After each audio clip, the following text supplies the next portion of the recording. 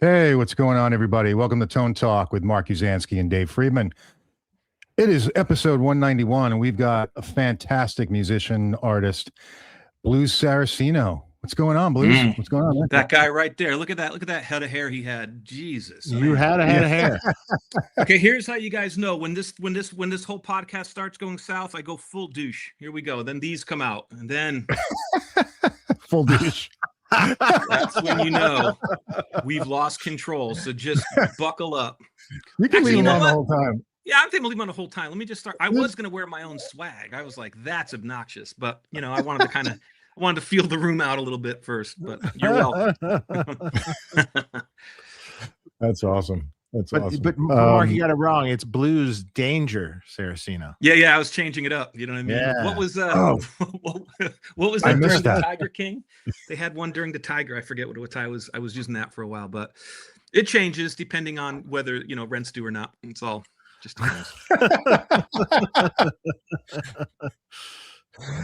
When is rent not due? When is that? Right. Not happen? And I don't consider myself a musical, like, I'm not a musical like horror per se. I'm more of a musical escort. You know what I mean? There's details. It's like it's where you put the fucking accents. That's all I'm saying. Right, you So, just charge a little bit more for it. That's yeah, exactly. So sad.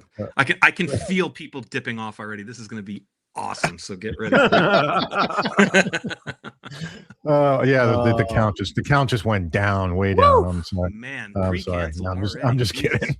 Fuck, Oh, this man. happens when you drink coffee. It's not good. Where are you located?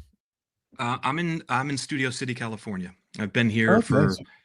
I was originally from Connecticut, so I came out here when I was 19 to pursue the opportunity of making music in the music industry. And so my choices were either ultimately New York or LA at those times. And believe it or not, this is the reason why shows like this were super exciting for me. Is I got in via the whole kind of the musical instrument end of things. I got an endorsement early on.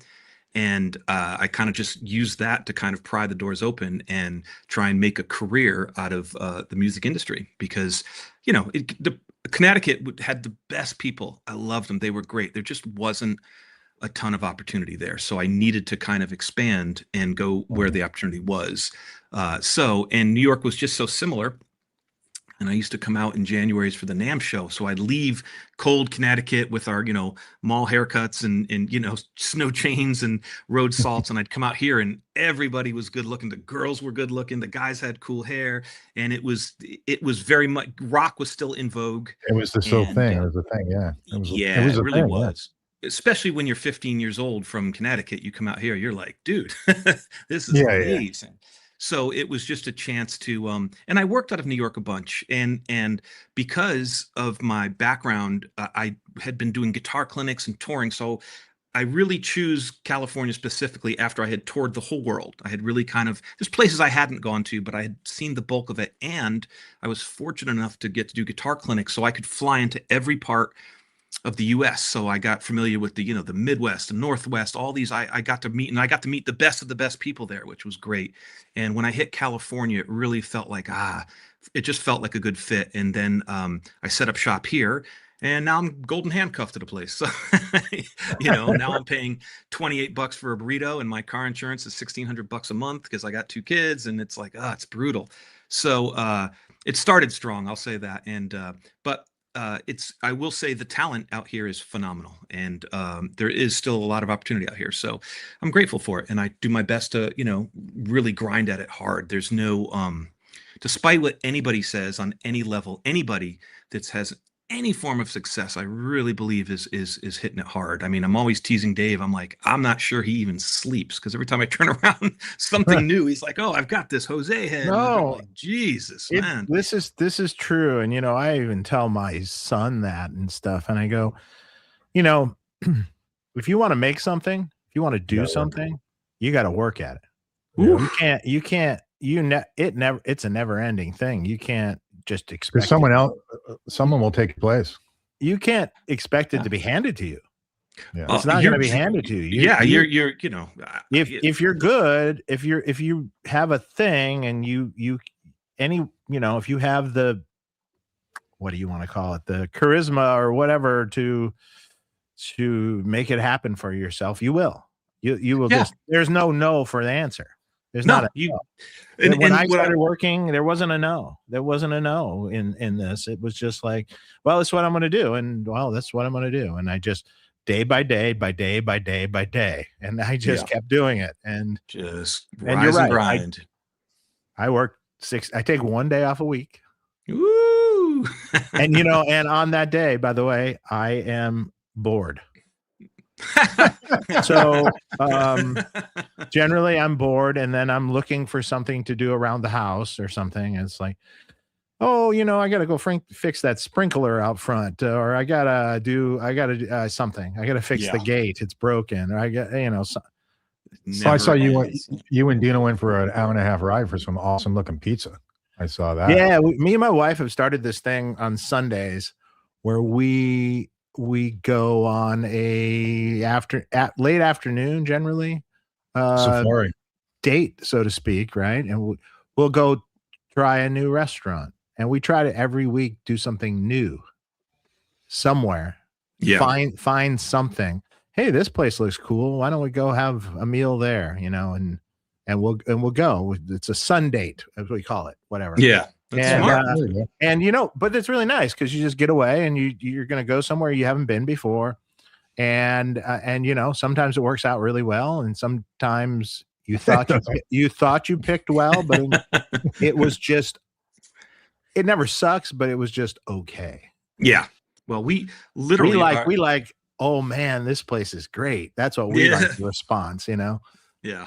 Yeah, well, it's not called, it's not called it's not called, what is it? It's not called catching. It's called fishing.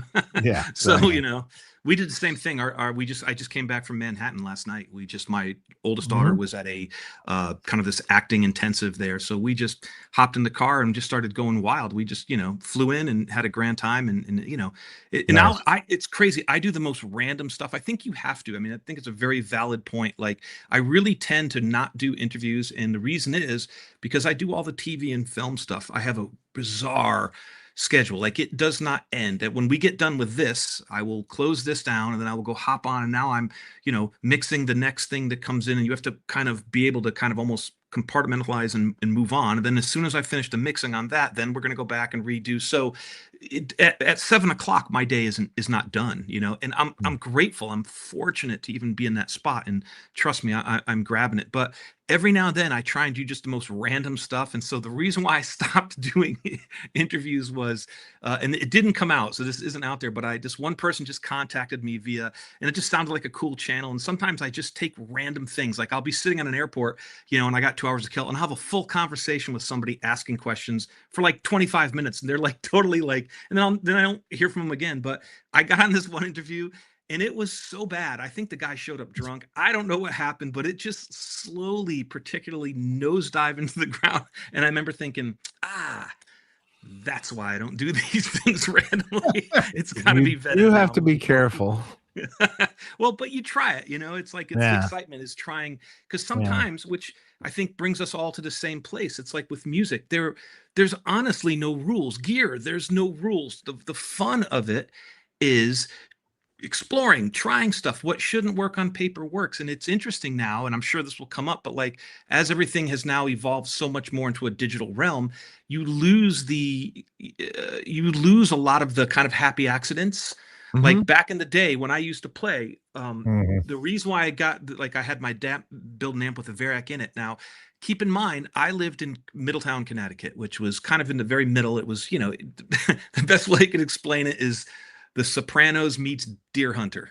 So there you go. A lot of IROCs, a lot of stained, muscle shirts, and so we didn't necessarily have access to the way things are now. We didn't have access to as much information. So in trying to get, my guitar sound to do a thing, I had to use 2 amplifiers. And so what I would do is I would use 2 amps. One would just be a power section. One would be a preamp, and I would just variac the 1 amp that only had the power, because I didn't like it when it would sound thin. I wasn't aware about the whole rebiasing thing. And so I just hadn't figured it out. So my point is through all these weird, crazy, not knowing how to do stuff and just fumbling, I fell into something, and that became a thing. And so my point is, as the goalposts become, you know, you can go on YouTube now and you can hear the exact way to play, you know, Little Wing by Jimi Hendrix, and that has a value. Unfortunately, the byproduct of that is you lose a lot of the almost the happy accidents or the other form of creativity. It's almost like with a map, you do a different type of exploring, I guess is my point. Yeah. I'm not mad at it. I'm just pointing it out. I understand where you're coming from with that. I mean, you know, growing up, right? You idolize different guitar players, and you know they were your favorite guys, whether it be whoever, Angus Young, Eddie Van Halen, whoever, like you know, Billy Gibbons, whatever your favorites were. I grew up in the 80s. I mean, that would have been all the, you know, all the amazing players that came out of that era, you know. And the thing about them though is they all had unique, interesting guitar sounds. Yeah, I mean, who else sounds like Brian May? They were all a little bit different. Brian May had his thing, and Eddie Van Halen had his thing, and George Lynch had his thing, and Warren D. Martini had his thing.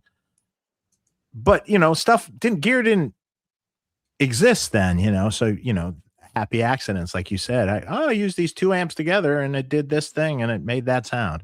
Yeah, you know, and you created an iconic guitar sound, you know, that will stood the test of time, and is still one of the best. You don't get that anymore. No, you don't get it anymore because people aren't just you know. What happens if I remember George Lynch telling me once they did a record where he had this Porta Studio, this little, you know, 4-track Porta Studio, right? And he loved the sound of this Porta Studio plugging into it and then taking that into the front of his Marshall. So it was like a boost pedal, so to speak. You know, there's a preamp in there, you know, and it was boosting the stuff. He loved the sound of that, and they hid it under the console at the studio. And like all the stuff was tracked with Michael Wagner with that. And you know, who's going to do that now? Who's going to buy some overdrive pedal that every other fucking bloke has, and they plug it into their Fractal and they call it a, you know, a guitar sound on a record? Well, first of all, they're using, first of all, if you're making a record, don't use a digital product. If you're making a real record, I'm not saying if you're making, you know, jingles and TV music and stuff, you can often get away with this kind of stuff, as we talked about before. Yeah. But if you're making a real record, use real stuff. Just come on. Doesn't hurt. But here's the part of the story that everybody missed. The fact that he hid the 4-track in the studio. Because, you know, it's one thing. I understand hiding it live, but God forbid somebody walk in the studio, which no one goes to ever, and hides it. So I'm going to give him the golf clap for that. That's fucking amazing. You know, that's like, you know, that's like literally like hiding your bank card in the dark. Like, I don't get it, but I'm in on it. So, and listen, we clearly can't argue with his end result because it's. Well, maybe Michael Wagner might have been a stickler for whatever. Who knows? He was going to steal it. He was going to steal it and put out the Michael Wagner 4-track. Right. Exactly. Right.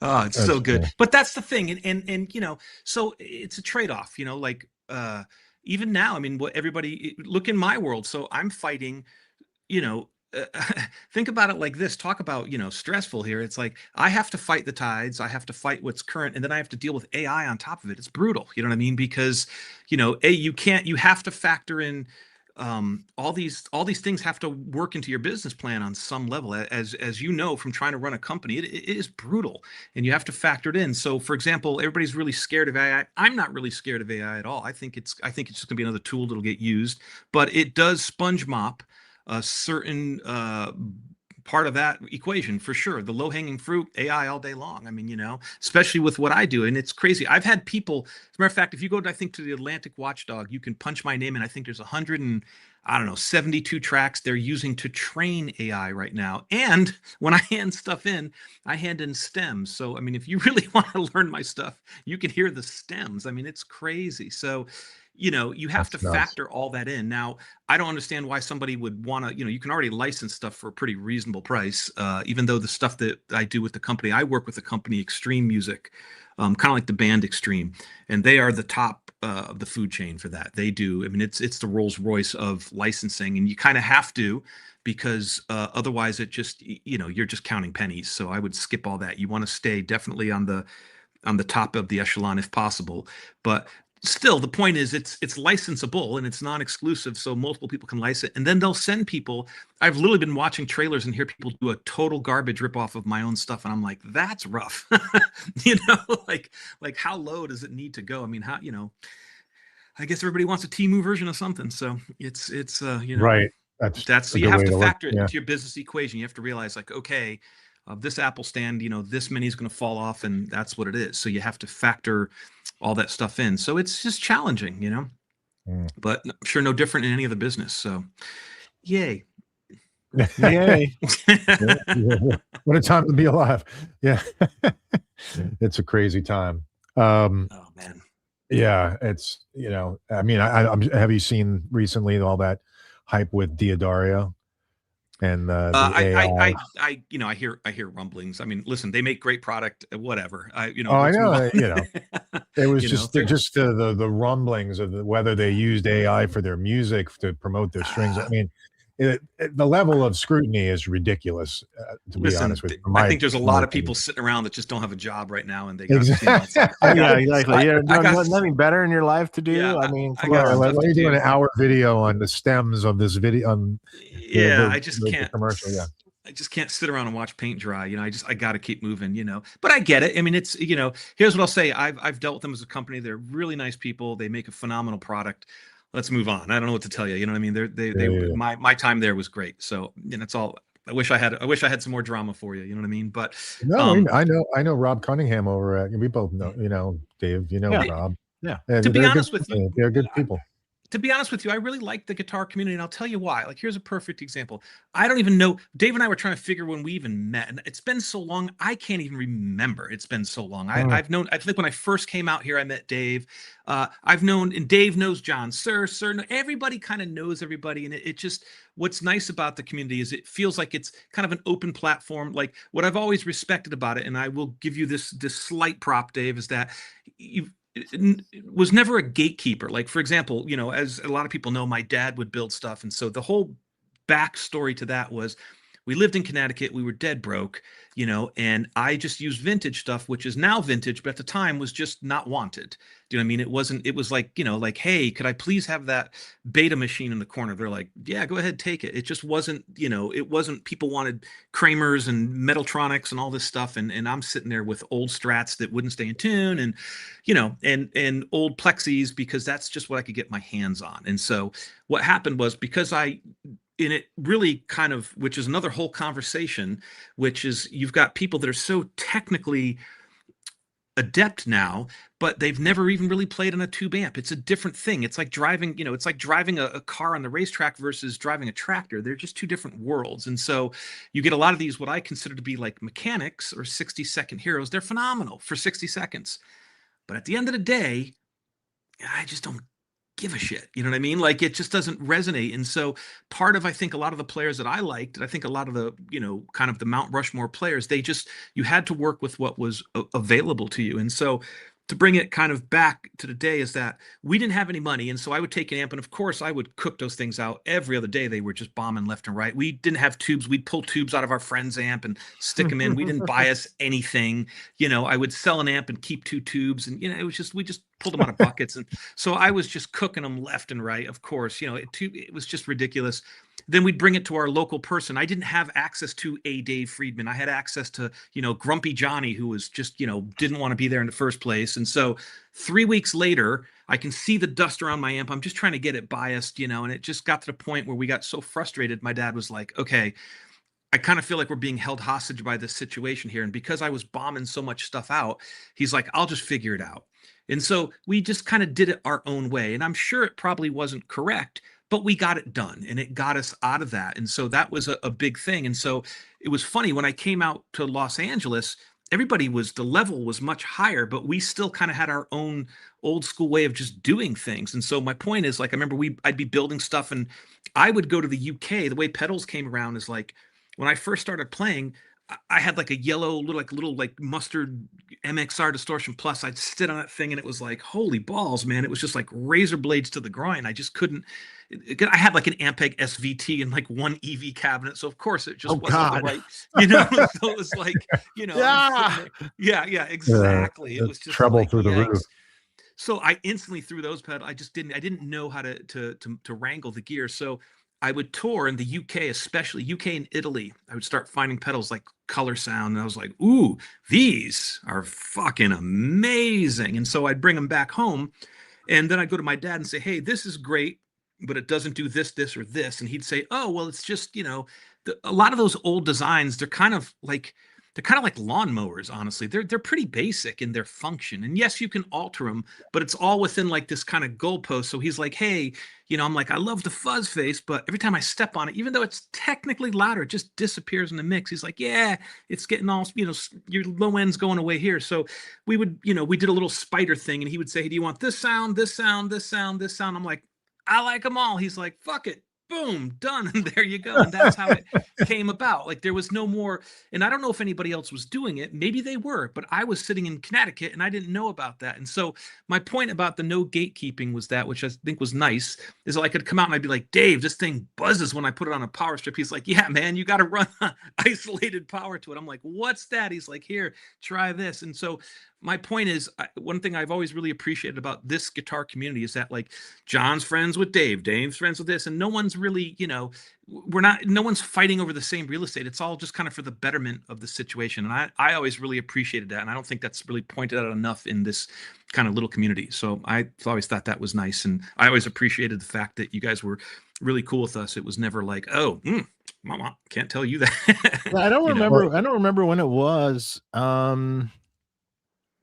I don't remember the first time. I do distinctly remember at a NAMM show, you hustling around a NAMM show with your, plaid guitar and your amps and stuff, and going and playing in the show somewhere or doing something and hustling around with your dad. Yeah. And I know that wasn't the first time we met, but I do distinctly remember that. And that must have been what, the early 90s or something? Had to be. And then when I remember I was at NRG, I did a Melissa Etheridge record and we were there for I think 45 days. I was working with Ross Hogarth, the producer, and he brought me in to do that. And then we were over at Brower. Were you at Brower too at that point or no? At when? What year? Oh man. Early 90s. It might have been, if it's really early, it was at Brower, and then his Andy Brower making music thing moved to Lancashire down. I remember visiting you. I remember you had a couple different places. We knew each other before then. I can't remember. I'm just getting older. Yeah, well, it's been a minute. But my point is, and then you're like I've known John Sir for I knew John. Matter of fact, I just came back and I stopped in at Rudy's, where I was almost in danger of buying a $750,000 left-handed 1959 Les Paul, but then I looked really close and it said dollars and not doll hairs, and I said, "Oh, I'm out." So that didn't happen. But my point is, you'll love this. So here's my John Sir story, because you guys are all buddies and it's funny.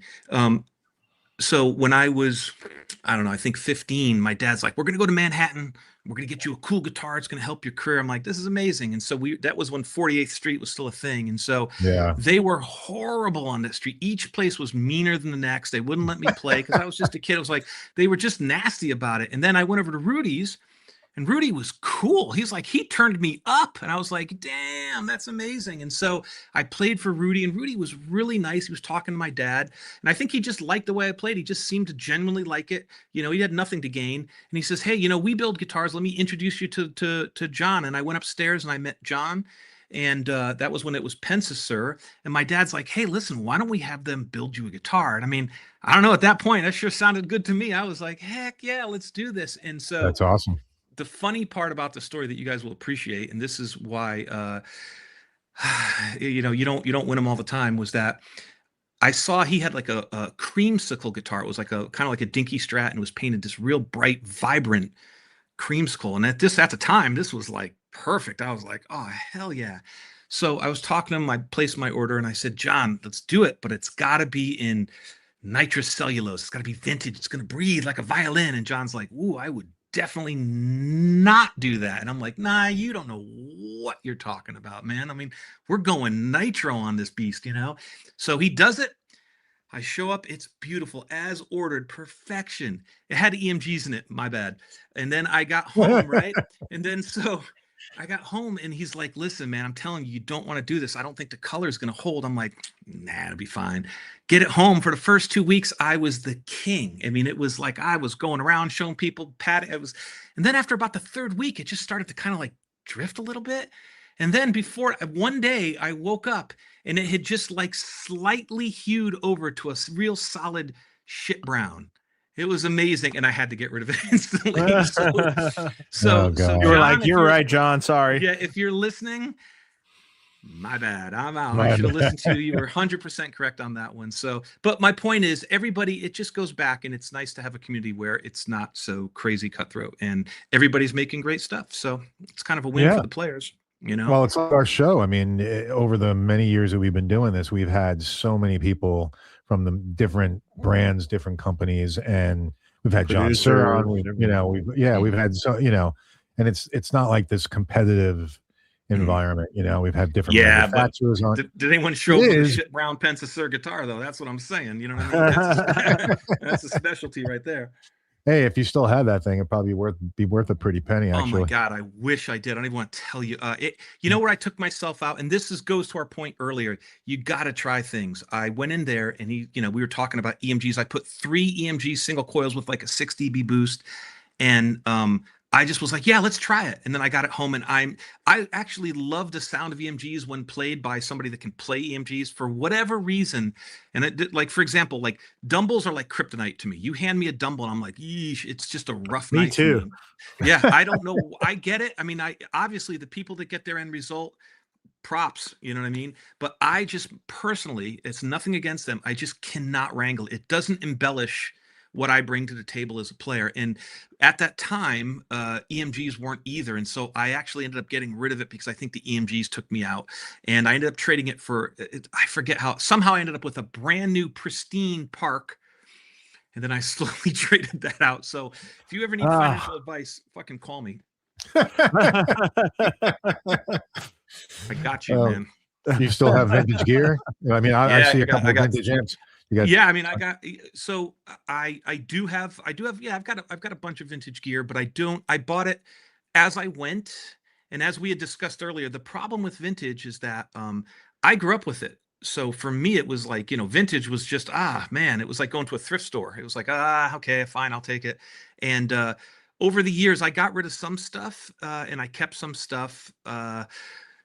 Be honest with you, for me, it's the amps that do the heavy lifting. So I was always kind of, believe it or not, heavier into the amps because they would directly, if I had a really great guitar and a not so great amp, I'd struggle. If I had an okay guitar, I'd just beat that thing into submission and I could always get it to work with an amp. So I, believe it or not, always favored the amps was kind of my thing, even though everybody, because the guitar is such a personal thing, they drift towards them. But I can't tell you how many, like I've had bursts, strats, blackguards, all that stuff. The amp's going to make a bigger, I think, a bigger impact on the guitar for sure. I mean, and to be honest, great. Some guitars are great, but sure. Oh yeah. No. But I mean, like it's relatively great. I mean, how much better is that than something else? It's like subtleties. What inspires you. For me, it's like I like to, I'm an Ernie Ball guy because that stuff it inspires me to play. I like it. It's a good fit for me. I like that they look different. I like that they're unique and the people are just, I mean, I don't know if anyone out there ever gets a chance to work with them, but I would push a family member out of the way to work with them. They're just the sweetest people, and they've been backing me for like, I don't know, 25 years, no questions, whatever you need, it's done. Never griped ever. I mean, it's amazing. You know what I mean? It's all just a handshake deal that just, when they give you their word, it's rock solid. So, so as far as vintage, I have a lot of amps. I still have like a bunch of vintage guitars, but the problem is that at today's prices, it's just a different game. Strats, when I was kind of growing up, it was like you could get a Strat for right around $500, 50s. No one really wanted the 50s at the time. They wanted 60s were hotter. So it was $500. I probably had maybe, I don't know, conservatively, maybe in the 20s. You know what I mean? I've just burned through a bunch. Blackguards, you could get $500. Les Pauls were always more, $1,000. It was hard finding the 59s. I could always get 58s and 57s and 60s, but 59s, because they just had the hype on them, were tougher. Yeah. I've had 3. Mine were not great. The ones I had, they were good, but they weren't great. A friend of ours had a phenomenal one, and the problem was every time we'd have one, we'd compare it to that one, and we'd be like, it's close, but it's like it just, that one always had the edge. So like at the end of the night, you're going, man. And I tried to buy that thing 3 times. I've tried to buy that thing 3 times in my life, and now I just don't want it. I know. I mean? Like, I know of one that is a client of mine's that he got. I mean, didn't get it when it was really cheap, but it was a 59 that he got, and it was well used 59. You could tell it was well used because on the back of the neck there was like chips out of it where it was leaned against amps. Yeah. And like it was almost like divoted. But this one guitar, it sounds through like a Marshall or something. Brutal, right? It's like, it just sounds like the PAFs in this particular guitar have a nice mid-range growl to them. They're not too scoop sounding, and they're not too bright. Sometimes PAFs can be a little scooped and bright and weird and vintagey and too vintagey. If you want like a rock, Marshall-y rock PAF, they're kind of like not all the same. Well, and this guitar, you plug it into, a great Marshall or something, and you're just like, oh my God. Oh my God. Oh my God. Yeah. And he bought it. I mean, at the time it was expensive at the time for him, it was very expensive, but it was $50,000 then. I paid 5. Yeah, see, that's amazing. Sold it for 15. My dad bought it for 5. I jammed with Les Paul. Les Paul signed on the face. We sold it for 15. My dad bought my mom a Mazda Miata, and I've been giving him a hard time since then. And every time I turn around, he says, "Yeah, but your mom really enjoyed that car. We didn't like that guitar."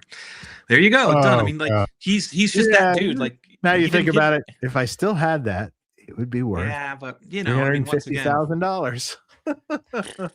So today I was watching this video. By the time you say that, but then you got to pay the taxes on it. It gets small quick. You know what I mean? And you got to be careful. But my point is, so let me point out something that no one ever touches base on.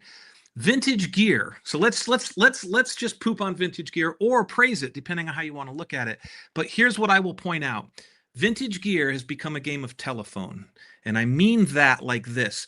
I grew up around it, so like you can smell it. I know what like you just smell the lacquer, you smell the case, you just know it's embedded in my mind. Like it's just kind of like when I go back and I smell like if I go back to Connecticut and I smell the autumn trees, I'm like, oh yeah, I'm back. It's a weird thing. You just kind of know where that watermark is.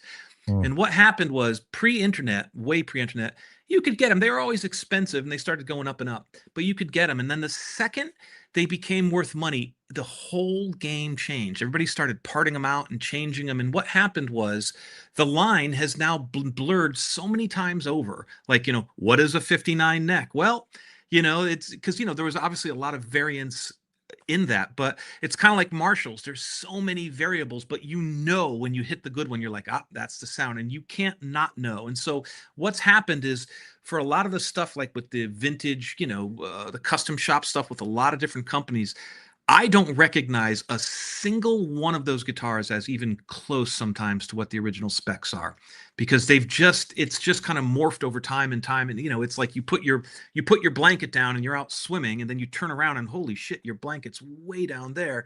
And that's what it feels like with the vintage market. And so sadly, I feel bad for younger players, because I promise you, when you hit that sweet spot, you'll know. You won't even have to. I've pulled guitars out of cases, and I can tell you from across the room when they're real. I'm like, oh, that's real. And then you hear it. A good Les Paul sounds almost kind of like a big fat telly. It's weird. Like they're not what you think they are. Like a right? Yeah, it's the plunk. And the same thing with tellies. I've had, I think, maybe 3 or 4 Blackguards. I had one that was like a beast, and the rest of the other ones were good. They were rich, they were warm, but they just didn't have that extra spark. So for me, they had really no value. I just didn't connect with them. So keep that in mind too. And I think it's a lot of it's worth noting, because everybody goes so crazy, and the game at 30, what's a 50s, burst, like a sunburst Strat's probably what, in the 20s, mid 20s, or 50s is probably in the low, low 30s. And the problem is the fun goes away a little bit because it's not as matter. Before I'd have to cycle through 2 or 3 of them to get a good one. It took a minute. You know what I mean? Like, oh, I like this, and then I like that, and then that still happens. I mean, like people that collect vintage guitars are like, I have tons of clients that have tons of vintage guitars, and what they do is they buy one that they like, and then eventually they find a better one that is even better than this one. And then they trade the other one away, and then they keep that one, and they keep trading up until they find the ultimate one. But I don't know if that ever ends. Right. It's a never-ending search. Yeah. Never end. They just keep comparing it, and if they like the new one better, then they like the new one better. Oh, but they eventually they get to a point where it's like, oh, that's a really great one. Yeah. And when that's a really great one, that's when you're like, oh. No, I get it. The problem is it's almost like internet math. It's like the problem is, okay, so let's figure this out. I got a guitar that's worth 30 grand. You're a dealer and you've got a guitar that's worth 30 grand. I'm like, well, I want that one. They're like, well, we're not in the trade business. We're in the make money business. So I'm like, all right, exactly. I'll give you this guitar worth 30 grand and 5 grand. So now I'm 35 grand into that guitar. And then 3 guitars later, I'm 40 grand into a Strat. It just, you know what I mean? That's the part they don't, so I'm not saying no. And let me please say this. If this is, you're excited about it and it's your passion, fucking do it. Get into the vintage guitars, go through it. I mean, really live that life. I've just done it. So for me, I see kind of the other side. And that was, something that my dad and I did when we were younger. It was like our thing. And now he's gotten older and we don't really do that anymore. But I'm just saying, definitely know your stuff going into it. And when you hit a magic one, they are magic. I kind of reserve that for acoustics because I feel like, electrics, once the drums kick in, man, I don't know what are we talking about here, but acoustics, like, I've got a bunch of old Martins. I like the D28s. I've got a bunch of those. I got about 4 or 5 of them. I like them, a bunch of Gibsons, so I really feel like I can really hear a difference even in the acoustic stuff, whereas the electric stuff, you can definitely hear a difference in acoustic. Yeah, absolutely. But it doesn't, no, yet, once again, here I got a wall full of vintage. So 68, 68, 63, who the fuck even knows, and what do I make my money with? Boom, digital. Okay. You know what I mean? So it's like, you just have to use the tools accordingly, So it's a matter of fact, what I'm working on next, I'm going in, let me think here. Next weekend, Ross Hogarth and I, we're going to go into Sunset Sound. I'm going to take all these amps here and we're doing sound captures of them. I'm going to do a whole, that way you can just Tonex them. I got a friend, Mark, over at Tonex, and he's like, hey, rather than, why don't you make those available? And honestly, the real reason for doing it, even more than making them available, is just so I can have access to them without having to set them up. So here you got a guy that's sitting in front of a, tower of vintage, and I'm, trying to figure out how to maximize digital. I mean, it's a wild time. So, and they're all great. It's just like you said, it's how they get used and how you do it and what percentage of it is. Like for me, I'm always going to be a tube guy. It's just part of my ethos, but digital is the currency in which a lot of what I trade is in digital. And so you have to figure out how to work it. And it's getting better. And the best advice I can give anybody when it comes to digital versus analog, and you guys are welcome to chime in if you feel differently, is that the thing about analog is I can wrench on it. I can EQ it, I can push it, I can pull it. It's different every time where I put the mic, how I set it up, how I run the amp, there's a lot of variables. But whatever it is, once it's tracked, I can really bend it. I can take it, brighten it, sharpen it, darken it. Digital is, you kind of have to just leave it there. The second you start, it's kind of like IKEA furniture. Not it's pliable. It's less pliable. You know what I mean? So basically my advice to you is if you're going to roll digital, make sure you're happy with what it is, because you can chop into it 10, 15% either way. But after a while, it's like typically the digital stuff is very bloated on the bottom end or the low mids. And so what happens is you go in there and you're like, okay, I like the sound. I'll carve away that. And then you start carving it away and you realize, damn, that's actually harsher than I thought. And because that kind of masked that, so now you go in there and you're starting to clean it up. And you're realizing, oh shit, I don't really have what I thought I had. Whereas with analog, it's a harder wrangle, and the guitars typically are smaller sounding, but they sit in the mix. You know what I mean? They just punch. And for me, because of my era of learning how I played, that's the thing. So it's not that it's potatoes were, good, bad, who's to say, whatever you can make work is fine. I'm just saying, keep that in mind when you work digital. It's a little harder. It's like IKEA. It looks phenomenal in the catalog, and then you get there and you sit on it 3 times. You're like, God damn, my back hurts, And so that's just something to keep in mind. And it's getting better. And I will say, like, with like Pro Tools and plugins and stuff like that, it's so good. I mean, it's like, honestly, I just wash everything going in analog and then I just sit there digitally. So the reason why I went with the Tone X is I want to get all these sounds. Trying to wrangle these things is brutal. It's just brutal. And if I can get them in presets, I'm in, So that's what we're working on. And figured I'd bring Ross that way, I can make the best out of what there is. I'll have the best studio. We're going Sunset Sound, room 1. Isn't that the Van Halen room? I think it is, right? The one. I think 1 and 2, I thought. 1 and 2, right? Yeah. Oh, I think both. Yeah. So we're going to go in 1, bringing Ross Hogarth, bringing all this stuff. We're going to do it to the top. So at least it's like, okay, that's it. Top of the mountain. It's done. I got the best of the best. We're going to capture it. At that point in time, it'll be as good as it can be for that. And then at that point, now it's time just to get down to business. Cause I don't personally, as Dave and I have discussed this, I'm not a, scroll through 18 pages of stuff. I just want to fire it up, get it to work and roll. That's kind of my take. So that's me. Yeah. I saw you at the IKEA multimedia booth at NAMM playing with Dweezil. Yeah, we just literally walked in, plugged in whatever was there. I think I turned the gain down and that was it. Because NAMM's always interesting. Well, you got like 100 people in front of you. Yeah, with their cameras right in your face, and you're like, right, literally right in your face. Yeah, your hands are all bombed out, sweaty, feet are swollen. It's like, hey, man, make magic. You're like, God damn, make magic.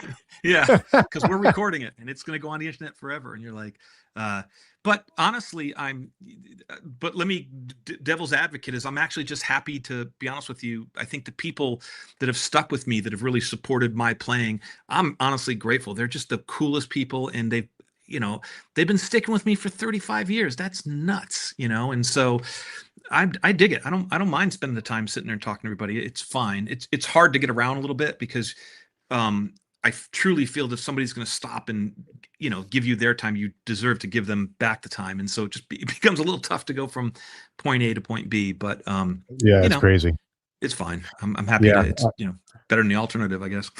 we had Alex Skolnick on the show, and, I caught him walking during NAMM, and he was definitely on a mission to get where he needed to be. And good luck. I caught him like right as he was like, and he didn't even know who I was. He was like, who are you? And I'm like, oh, you remember you were on my show? And he's like, oh, I'm so sorry. I'm like, I'm like, don't worry, bro. Go where you got to go. Don't even worry about it. Well, so I'll even bring this up. And I think I talked to you guys earlier about this. Like, no one ever talks about endorsements. Like, it's crazy. So for me, like, I kind of got in via I got in with Ibanez Guitars, and that was like a big jumping point that allowed me to get in magazines and then make these guitar albums. And so it was very interesting because back in the early 90s or whenever it was, late 80s, I don't know. I know I was 15 or 16 because I didn't drive and then I could drive. So then I got my license literally on my 16th birthday, which you're not even supposed to be able to, but thanks to Connecticut, I did. But it's very interesting because the magazines were kind of like the social media of the day. And it was very interesting. And I've told these stories 1,000 times, so I'm starting to lose a little gas on them because the more I repeat stuff, the less genuine it feels. And I just hate having conversations with people if I can't just really be locked on it. But it's becoming like, oh yeah, and then I did this. It's like, everybody's already heard this stuff. But my point was, I got a deal via a gentleman named Rich Lasner at Ibanez. And he and it had to do with my manager, a guy named Brian Cohen back in the day. And everybody knows these stories. They're out there to check out. But ultimately, I met with Rich and I was nervous. It was on Sunday at a NAMM show. And at the time, it was Thursday, Friday, Saturday, Sunday. And this was pre-internet. This was actually when the NAMM show was truly about doing business. Like, hey, we're, we're Friedman Incorporated, and we're going to have this product, and this is what you can have for 6 months. And you'd show up in January and be like, I want that product, and you'd order them there. So everybody was taking orders at the show. And it's not necessarily that now. It's more of a branding thing or whatever. But anyways, and everybody would leave town and they would get to come to California. And it was basically like a drink fest for like 3 days. I mean, the Hilton bar was bananas. I mean, it was still crazy. is, but yeah. Every out of work musician was there hustling every other out of work musician trying to get work that neither of them had to give. It was fucking awesome. And so basically I showed up on a Sunday and it was pretty frizzle rizzle town. Everybody was pretty cooked out. And when I showed up, I forgot to bring a pick, because why would you bring sand to the beach, right? At a NAMM show, bring a pick. But anyways, I played with my hands. Rich really liked it because excuse me, it was different. And he said, hey, listen, I really like what you're doing. He goes, I'd love to take a chance on you. He goes, and this is my first lesson that I learned. And so I'd love to get Dave's input on this because he's seeing it from perhaps the other side of the fence.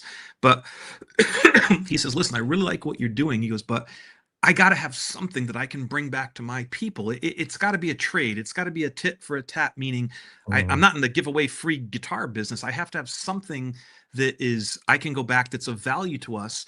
And I was really motivated at the time. I really wanted out of Connecticut so badly. I really wanted the career. So I said, hey, I'll tell you what, why don't you send me a guitar and I will make a demonstration tape, and you can then in turn send it out to your dealers of this is what this guitar can do if demonstrated this way. And he's like, I like that idea. Let's try it. So I went back and I had a Clarion 4-track. This was before I was with Tascam, and I recorded it and I made it. It took me, really put a lot of work into it. It took me like 4 or 5 days. I sent it to him and he's like, man, this is great. He says, can I have another one? I'm like, yeah. And he'd sent me a guitar. So I was like, oh my God, when I got a free guitar in the mail, that was like, I mean, it was, we were good. The synapses were like top of the, oh man, that was like finding free money, And so I make a second song, I send it in, and he's like, oh, I like that one better than the first one. I'm like, great. He's like, can I have a third?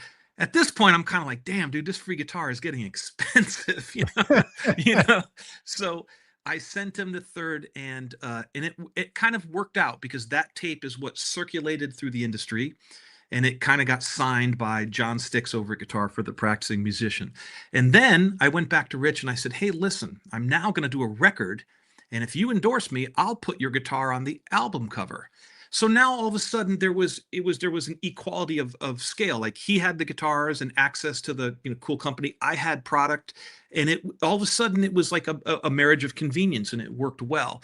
And that's kind of how it began. And that was kind of like the template of how I moved forward in the industry. So what became more important to me, even more than the product, because you can only use so many pickups or so many strings or so many guitars. After you've got a good one, okay, what was really good for me was the exposure. And so I had a problem where I couldn't get into there was 3 guitar magazines, and I could only get into one of them, Guitar for the Practicing Musician, because they owned Cherry Lane, they owned the music publishing, but Guitar World would not put me in, nor would Guitar Player, because it was kind of like against their best interest. I met the guys, they were super nice, they really liked my playing, and they were really very complimentary, but they just were like, hey, you're tied into the competition, so good luck. And I was like, great.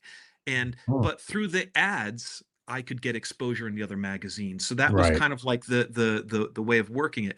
So, and I think it's interesting now because everything's changed. I mean, now it's like, now there's no more magazines compared to what there is for like social media. And I'm sure, Dave, the second you put out anybody that you ever borrowed a pencil from is trying to get something free off you. I'm sure that doesn't end. So how do you deal with it on your end? Man, it's like, it's funny when people, what is the term they use now? I'm trying to think of what they tell me all the time now. Influencer. I'm an influencer. I really like to represent your brand or something like that. And I'm like, so what does that mean? Here, let me translate. Dear Dave, needs dear Dave, please give me a free amp. so yes, you have to get something out of it, and it has to be worthwhile. So, well, first of all, generally speaking, we don't give any free amps. I'm not saying we haven't, but it's few and far between. Very few and far between.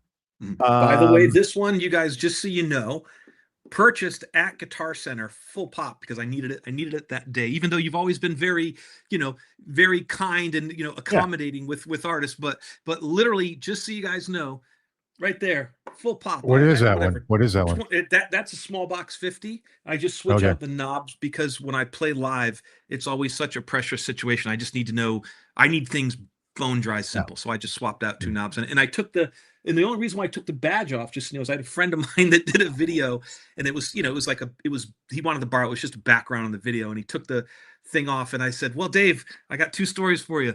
I said, I need to put the logo on or I can keep it off. And that just let everybody know that I paid full pop for it. He's like, I don't give a shit. Do what you want.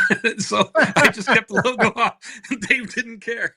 So I paid full whack on it. So there, just so you know, because, there you go. So, but I get it. So continue.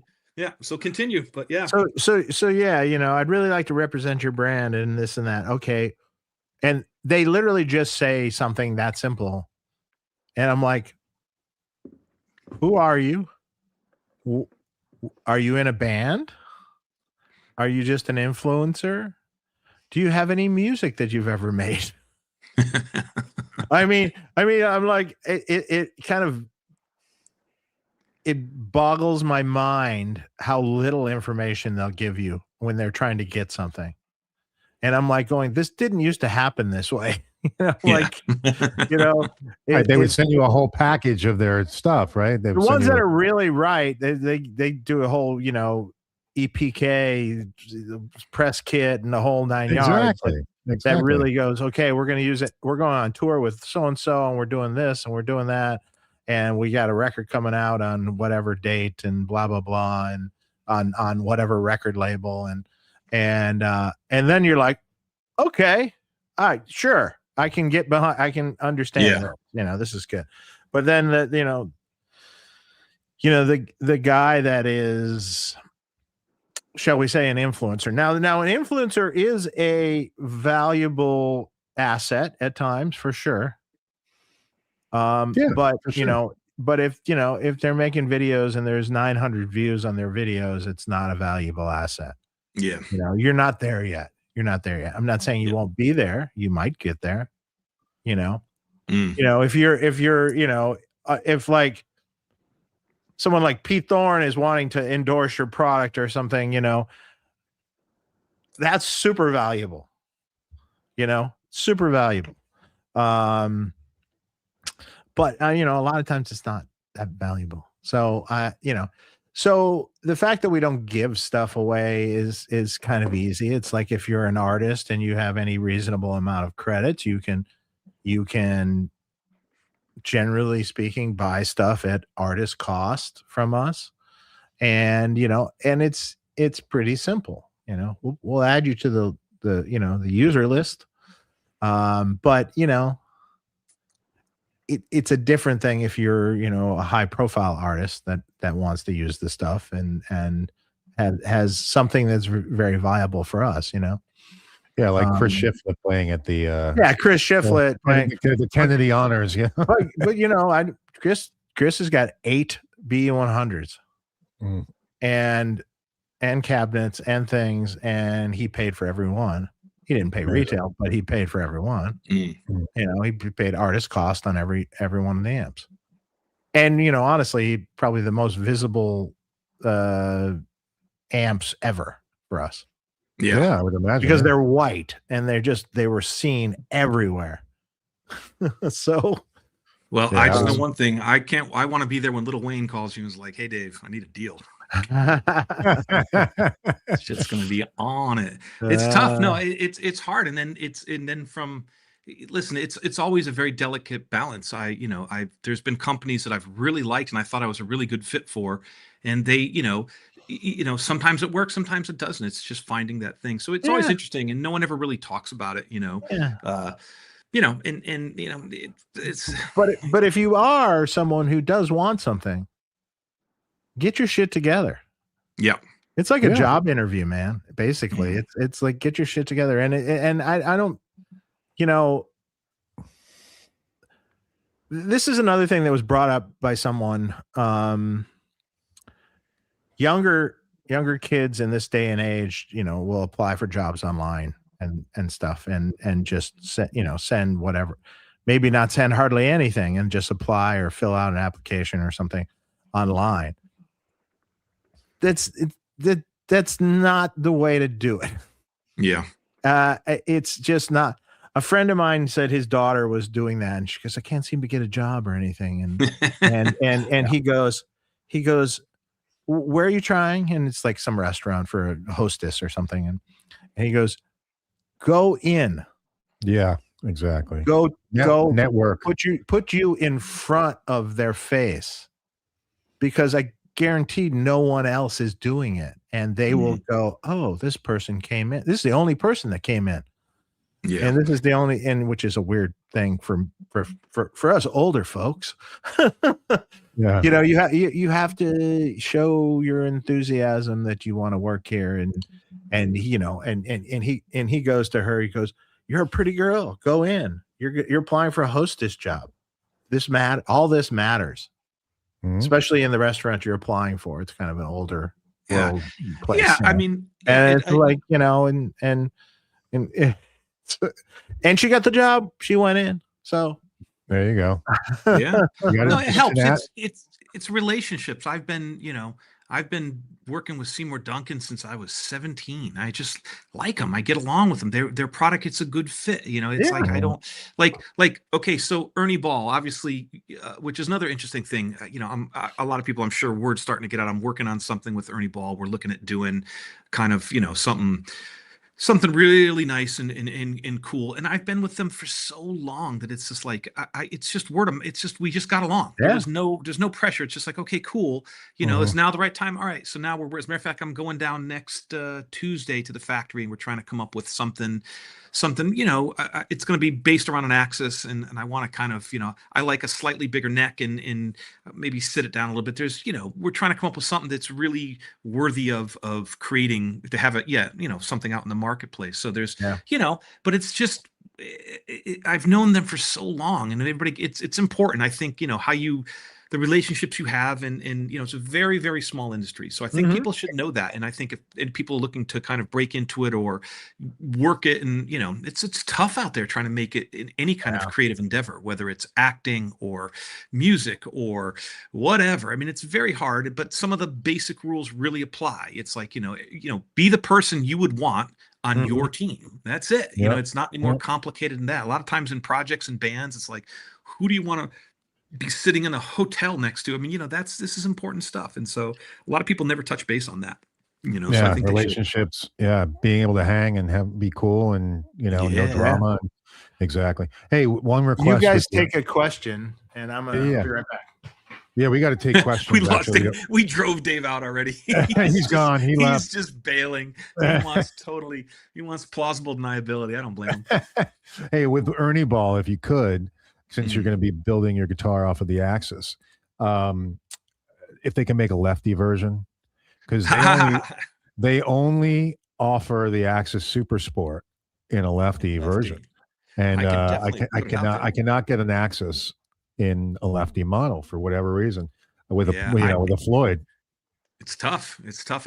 I'll talk to them. I'm sure it's just a numbers game and trying to figure out. I agree. I'd like to see everybody, like I said, in my world, because the reality is this: I make my money in TV and film. That's really the truth. For any of this stuff is truly just for the love of the game at this point. It's not enough. There's just not enough there to move the needle compared to the other world that I'm in. But I really enjoy it. What are you doing in TV and film? I've been doing TV and film for the last 27, 30 years, maybe. It's crazy. So I do everything in TV film, basically. That's the deal. So in short, if you want to hear what I do, go to Extreme Music, just like the band, extrememusic.com, go under composer search and put my name in. You'll see about 300 to 400 tracks. You've heard them. They've been everywhere. Yeah, you've been on NFL broadcasts, I see, ESPN. All that stuff. It's just, there's too much to list. And what happens is it got to the point where they used to send paper, and then it just had to go digital because there was so much. I couldn't even possibly it'd be like, it would just look like a Word document. There's so many, because that's the deal. And truly what it just came down to was I had to shift. So I started off as, a guitar guy, and then I was a session guy, and then I was a producer guy, and then I was a touring guy, and I did all that stuff. And I really enjoyed each of the processes. And it was really great because it just helped me build my toolbox, because really what it came down to is there's a lot of people that can play, and they're very, very good, especially now, but they're not necessarily musical, or they don't have, that's really what separates the wheat from the chaff right there. It's like, are you an artist?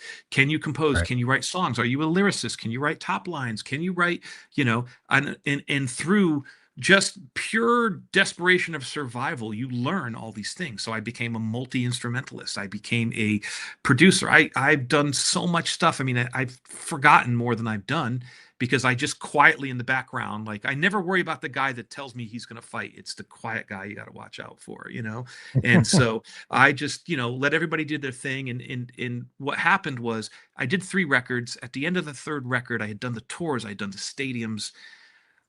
It just got to the point where, like, it was just turning into rinse and repeat, to be honest with you, to a certain extent. I didn't have the heart for it on that level. I remember, and I've told the story before, I remember I was in Paris, one of these like guitar shows. We had TM Stevens was playing bass, and Steve Vai was playing. I was there. I sat next to Steve Vai's wife, exceptionally nice lady. She grew up the next town over from me, so we had that in common. Very, very nice. We were just talking about Connecticut. And I realized, in listening to Steve talk and kind of hold court, he is that guy. He's about he's in his DNA. That's who he is. And I realized, that's not, to me, the guitar was a weapon. I just want to go out there and create some fucking havoc. To me, I'm just a brawler. I love it. I love the guitar. I love being unique on it. I'm not downplaying what I can do, because it's very rare and very specific. But I was more like, oh, it's the totality of it for me. I liked being able to control the bigger picture. So zooming out. And the best analogy I can give you is, I spent so much of my life trying to just be so good at one thing that I'd lose focus on the bigger picture. And the bottom line is, the fence is 4 feet tall. Once you jump over the fence, the reward is the same. So, right. So what I started doing is I started saying, oh, let me put a pause on that. That's as good as it need be. And, is it arguably better than anybody else's? Well, it's art. We can talk about that all day long, but it was clearly good enough to get me where I needed to go. And so from there, now I spent 30 years. So while everybody was sitting at home, watching YouTube and learning their scales, I was practicing a completely different craft. Just left that, walked away from it, didn't give a shit. And now I've worked on stuff in the craft that am working on. I have to write songs, I have to write lyrics, I have to write stuff that is competing on a whole different levels. We're talking local jams versus the fucking Olympics, and I need to be in the Olympics. I'm in the home run business. So sadly, if I don't deliver, there's no, you just slowly fade away and the phone doesn't ring, and you're sitting there with you grow to your financial position, and then you're like, oh shit, now I got to keep this moving, So right. That's basically what I did. And I put all my time and effort into that. Whereas it was because I realized, oh man, I'm just going to be doing the same version of this. It's, I knew the second it was just time to move on. And so I quietly did that. And then I still have the guitar thing. And I still keep up on it. So when needed, it's like, it's like a karate chop when you need it. It's like a good move. But ultimately, like, for example, which I tell everybody, for television and film, you don't hear a lot of guitar. And the reason is guitar is all in the mid range, and it's all that energy in the mid range. So you can't VO over it. You can't talk over it, because it's the main character. So I spent my whole career creating this, and you can't use that. You need to have this big kind of blanket in which everybody else sits in, and a lot of people don't realize that. And by the time they realize it, the boat has far since left the harbor. So think about that. Like I was telling Dave, you just have to keep moving. You have to keep sticking and keep moving, and that's the kind of the trade-off. But I saw early, and it went from, oh, I can buy some guitars, cool, I can pay the rent, and then it's like, oh shit, I can actually buy a car. And then it was like, oh, I can buy a house. And then you get married, you have a kid, and you have another kid, and before you know it, I need a bigger house. Right. I need another job. Yeah, and then I need health insurance and car insurance. My dog has insurance. Jesus, man, it never ends. I got $22 burritos I got to pay for. So you start competing in that world, and it becomes different. And then you really start running into some really talented people. I mean, I run across people that are composers that are bananas. I mean, they can hear stuff, and you're like, what just happened? But I get to bring my thing. And so my thing is always, I tend to always favor the wilder, I'll do the dark country or I like the aggressive stuff or the rock stuff. I'm not interested in being clean. I'm interested in kind of just, muddying it up all the time. That to me is the fun. And for me, the challenge is now I want to compete on a different level. I want to be in Peaky Blinders. Like, I'm not interested in just doing the guitar stuff. That's the needle I'm trying to push, because I realize the value of how strong it can be when I score to film. And I realize, like, okay, they send me a scene and the scene's kind of okay. It's flat line. But when I get done with it, oh man, now it's got push and it's got pull, and all of a sudden it's exciting. Holy, you've created the you've created the thing. The mood. Here's the bottom line: is go watch Jaws and put it on mute. See how you like it. Ain't so scary. You know what I mean? So, you know what I mean? And that's it. So it's just a different world. And I still, so at one point I just walked out completely because it wasn't genuine to me. I was like, I've done this. I've moved on, and so it's, or just, you just, you just kind of move on to other things and try different things. So that's what I've been doing. I literally 2 weeks ago I was doing The Simpsons. And then I'm doing soundscapes. Sometimes I got 15 pedals looped together, and I'm trying to come up with a sound that when the dragon breathes out, that's part of the sound that's underlaid with an orchestra, and it's wild. And then other times it's just bare knuckle brawling, where it's like, hey, we got a fight scene and we want it to go to the next level. So it's good for me because it's truly genuinely exciting. I like it. It's fun. That's you know what cool. I mean? So that's awesome. that's my world. You know what I mean? But it does not end. It's a grind. So before you get into it, make sure you're built for it. You got to work, like we were saying. Hey, I got to jump into. We got to jump some questions. Let me do sponsors. First of all, guys, please press subscribe, click the bell if you want to get notifications when we have our shows. So please hit the subscribe button. All right. I think we're pretty close to 36,000, 35,000. I forget what we're at. Yeah. It should be more. It should be a lot more. Check out how many shows have we done now, Mark? This is 191. We're going on 10 years. We're going to be 10 years. Dang. Yeah. Well, this year was 9 years. Next year will be 2027 will be 10 years. Check out Sweetwater. All right, we have a link below, guys. That is an affiliate link. Purchase anything you like there at Sweetwater, and it just gives us a little kickback to the show. Same with Thomann.com or ThomannMusic.com. I didn't realize that. Oh, it's ThomannMusic.com. So check them out. And then also check out LegendaryTones.com, where you can buy your Hot Mod, your Tim Caswell mod, and the Mr. Scary mod. All right, check them out. There you go. You want more gain? Get that. I've got one. They're great. I literally had. They're awesome over there. Yeah, they're great. Yeah, they're killer. Absolutely. I've got the original. I think I got the Mr. Scary because that one looks the coolest. That's a good one. So guys, check that out. Let's jump over to some questions because I know we've got a bunch of super chats. First one is from official JMR Music. Thanks for the super chat. Hey, Blues, I've been a fan since the Guitar for Practicing Musician days. I saw you at Music Lovers Shop in Rochester when you were promoting Plaid. Please tell us what you used for amps on the Never Look Back and Plaid albums. Ooh, okay. So first of all, thank you. Very cool. I'm glad to see once again someone sticking with it. The first album was Never Look Back. That was a Boogie Studio 22. That's all I could afford. And I had the one without the EQ. So it was just like a bass. Yeah, I couldn't. I was on a budget, man. And I ran it. It was 22 watts, and I run it the way I run everything. Nothing's ever changed with me. It's always the same thing. Power section wide open, and then I just tapped the preamp to get enough gain out of it to be able to solo. That's it. I just gave you the whole thing. So, and it sounded really good, but it ran really hot, and then it caught on fire. Literally, the resistors, they were like, they literally caught on fire. We swapped them over, and it just never sounded the same after that. I think I traded it for I traded it for a lawnmower actually or something. I forget. But that's what I used. And then on I don't even remember what I used on Plaid. Probably some kind of Marshall. And I never used pedals, so it had to be like a 900 or something like that. But I once again, same thing. I would run. I always used a Laney cabinet that had 25-watt green backs, and that was a big part of it because the speakers were so tired sounding. I would just crush them. and that's how I did it. And I recorded. Let me think here. Plaid was done at a studio. As far as mixing, a guy named Vic Steffens did a great job. But when I did part of the Never Look Back, I did it at my parents' garage. We had to use SMPTE on a Tascam 388 because I ran out of time. Everybody could record fast. I always recorded slow.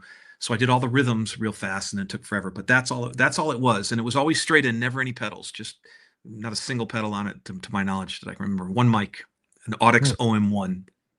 Oh, interesting. Yeah, I've still got it. what microphone? An Audix OM1. I'm going to use it when I do the Tonex pack. Yeah. Oh, that's cool. It was like kind of looked like a 57. I worked at a music store, and I used to get $5 a day, so I saved up, and I wanted the mic, so I got the mic, and cool. That was it. And I learned how to do them. I recorded everything myself. I would use that Clarion 4-track, and I would bounce them. And then when I got to go to Tascam would lend me the gear, and that's how I recorded the record on. I think they're all on 1-inch 24-track, if I recall correctly. Cool. Next super chat, YMESYDT. Thanks for the super chat. Philosophical question. Fact is, you got way more amp for $500 40 years ago versus the digital crap now. What if we're pricing out the next guitar tone heroes? Well, I think that I mean, now $500 is getting you whatever. I mean, I don't know, how much is the Tonex? Yeah, you did get more. Well, I mean, it's more real. You just got to know where to look. See, like we said earlier. So think of it like this. Like Dave, we talked about this earlier. Remember when they came out with cars? Like, let's take a 63 Impala. It was the same car as the 63 Bel Air. It just missed one of the taillights and had for the 2 doors. So they were kind of all the same. So start looking at stuff like Valco, these, Silvertones, Dan Electros. Start looking for these weird oddballs, because to be totally honest with you, yes, it's always, Marshall, Vox, but even Selmer was like a lo-fi version of Vox. I've had them, all those. I've had the TV19Ts. I've had the TV20s. I've used all that stuff. You can still buy a Silvertone amp for about $500 or $600. Right? Yeah. They're great. And the Silvertone 14, whatever they are, I forgot the model number exactly. They're fantastic. You crank them up, they distort cool, and they sound rushing. They're great with really pedals. Good. That's a really cool amp. In fact, I was looking at one the other day, and I'm like, should I buy one? Yeah, you got it. Here's the part where people sleep on. So here's another trick. All right, do this. Reverse engineer. No one ever talks about this. So I'll give you an example. Let's say you use an old Univox Super, the old Super Fuzz, either the blue and the gray or the red and the gray. You've heard them. If you put those through a twin, you will lose your fillings in your teeth. They're brutal. Oh yeah. They will hurt you. You may not have children. I mean, it's rough, but you run it through one of these, or like a Supro, like even through like a Thunderbolt, it just naturally lops off the top end and kind of the bottom end. Like, I personally like more of a Fender based sound because it's more scooped and you can really make use of the pedals more. But when I get pedals like that, reverse engineer. Everybody does this. It drives me nuts. Most people okay, guitar into amp, that's your sound, and then they hit their pedal trying to embellish their sound. I get it. Lose that concept. Do it like this. Pedal is your sound. The amp is just to facilitate the rest. So for example, Hendrix, Fuzzface, the amp was just a big power amp at that point. Your sound is that pedal. So just try it. Take one of those and try like for example, I've got Thunderbolts. The Hidden Star is anything you can get with 2 6L6s in the Valco world is phenomenal. It's all about that power section. 15s literally eat up all your high end and stuff like that. So I would try this. Try finding an amp that is, not necessarily your tone is not the amp. Your tone is the pedal. And then let the amp embellish it. And I'm telling you, you'll get such a crazy result. I get the most massive sounds out of just using pedals into amps that you would never, because no one thinks to do it that way. They're too busy trying to, church rig it. And I'm like, dude, skip that shit. I mean, I guess it depends on what you're going for exactly. So like if you had a Marshall, you love the sound of this Marshall cranked up, okay, but you just want a scotch more gain out of it for your lead sound. That's one way to look at things. So that I call that, sort of you're just coloring what you already have out of the amp. little bit of that. How's it a little bit of pepper? But what you're saying is a valid way. Also, what you're saying is a completely valid way. Also, you're like, what is this? You know, what is this fuzz pedal? Whatever it is. Yeah. Sound like? What if I plug it into my bass player's SVT? Yeah. Oh shit. Oh shit. You know, here we go. You can create cool things sometimes that way too. Fuzz pedals, especially. Yeah, right. There's no rules. There's no rules, and this is the most important thing that I've learned over the years, building rigs for people over the years. You get someone comes in, they have a very good idea what they want, right? They know, and they go, well, yeah, here's how I want it. I want the delay pedal first. I want the wah last. And I want my fuzz into my overdrive. Okay. This is a creative choice. This is like you're making music here. Okay. You're creating tones and you know the order you want already. This is not wrong.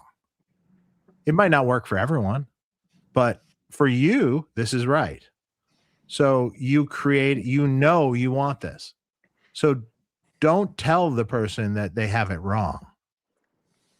That's like the kid in school learning to draw for the first time, and he wants to make the sky, you know, purple and the grass red like blood, and wants to make the tree whatever pink.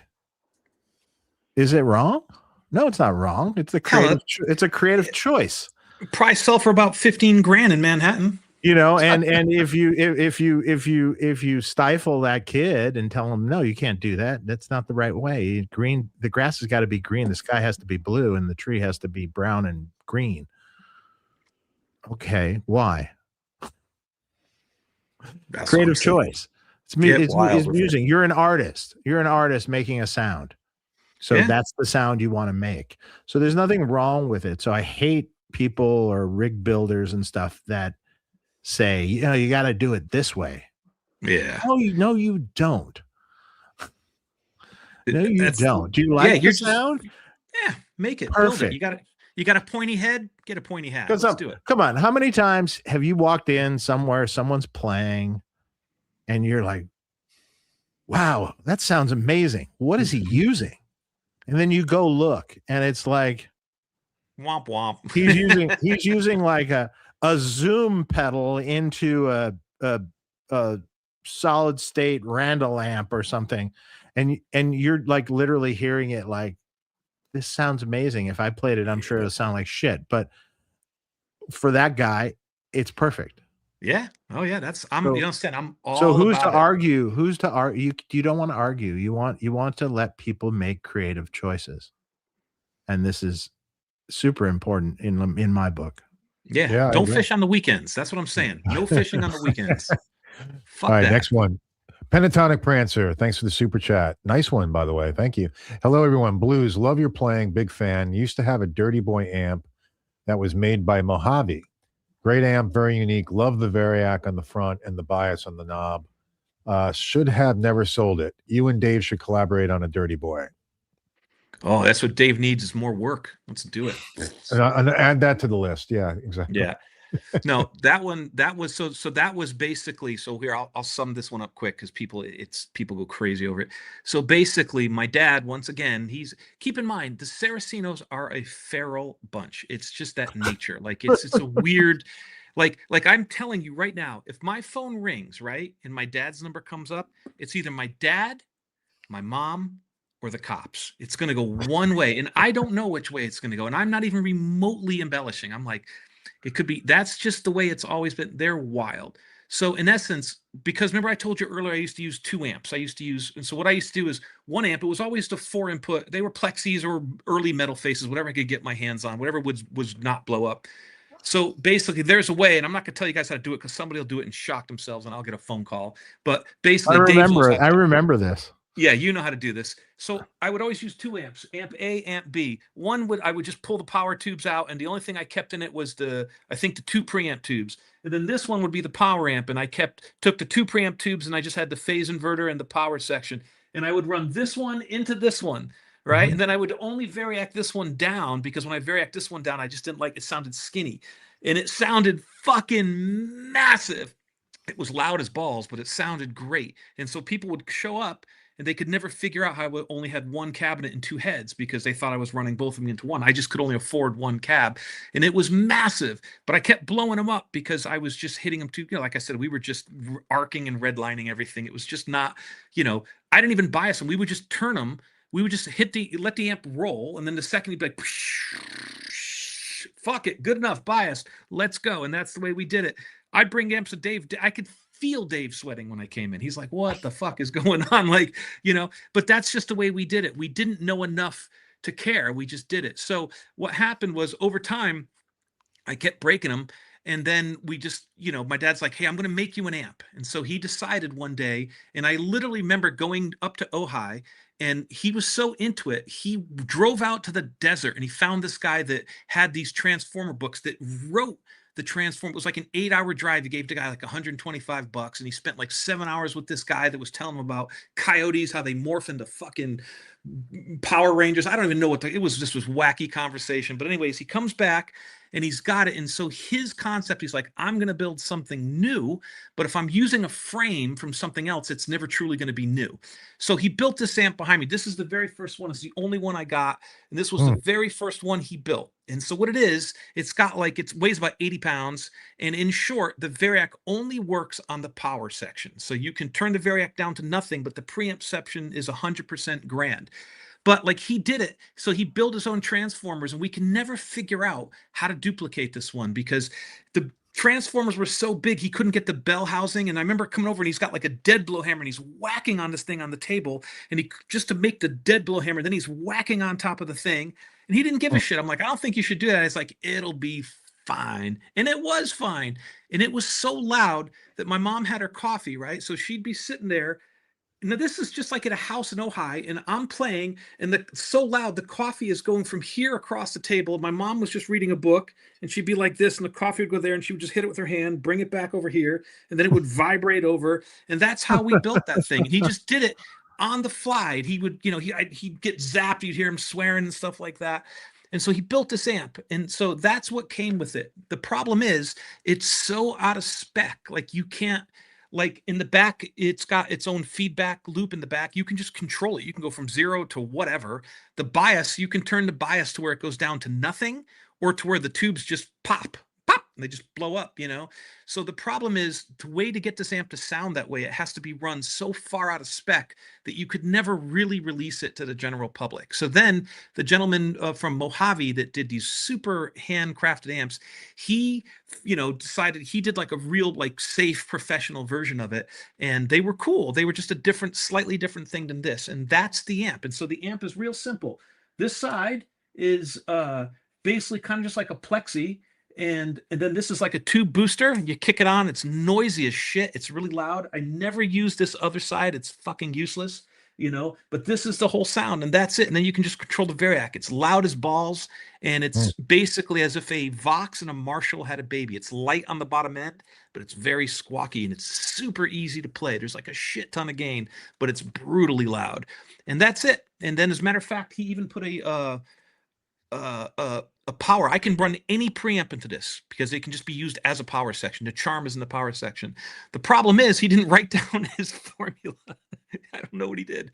And that's it. And that's the amp. There you go. So that's cool. Can try and get them, but I don't even know if the general public would even want this amp, because it's it's like taking a Formula One car to go to 7-Eleven. I mean, I don't know. Yeah. You need milk that bad? Asheville guy, thanks for the super chat. The doctor says I have a stomp overhaulosis. I think overhaulosis. Okay. It's an achronic condition requiring a total pedal board tear down at least once a month. Just got the VP4, and it's going to now handle all my post-time based effects. Love it. What's the VP4? Is that the Fractal? The Fractal, yeah. Yeah. Okay. It is great. Yeah, that's what I hear. Road Skull, what's up, man? Don't see a question, but thanks for the super chat. Bishar Asadi, or yeah, I think that's what it says. Mr. Saraceno, your Plaid album was such an inspiration to me growing up. Thank you, man. Oh, dude, thanks. I appreciate it. It's nice of you to say. Nice. Very kind. I'm blushing. Here's Road Skull. Hey, Dave, when I turn the gain knob past 3 o'clock on my Pink Taco V2, it seems to cut some of the gain. Is that normal, or do I have a dirty pot, bad pot?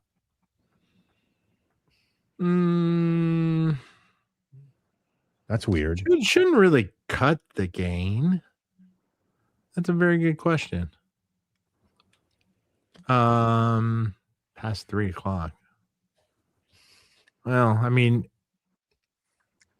it'll be more, it might seem just way more compressed and way more, that might be what you're hearing, really. So, do you really need that much gain? Come on, turn it down. This is my answer all the time. The answer is no, you don't. Yeah, I mean, if it seems like it's weird and it's not right, then maybe write Dave on the side, and he'll help you. But, I love someone, a tech friend of mine is going to work for Greta Van Fleet, and he was like, yeah, he's looking for a new amp, and he just wants something really loud and just a little bit of breakup, really, relatively clean. And I understand what they're going for. It's more of the, Led Zeppelin-y kind of thing, loud and really, with probably some pedals. And I'm like, so like 100-watt plexi kind of thing, huh? Yeah. Dude, just give them my old Ampeg SVT and that 1EV speaker. They'll be fine. There we go. I was like, ooh, this sounds fun. Wait a second. I got a super chat. It's -$10. It's from Mike Tempesta. It says, hey, Dave, where's my plexi? ? Oh, man. This is getting personal over here. Hey, it's coming eventually as soon as I open it. Uh-oh. I've been busy, Mike. Come on. Oh, God.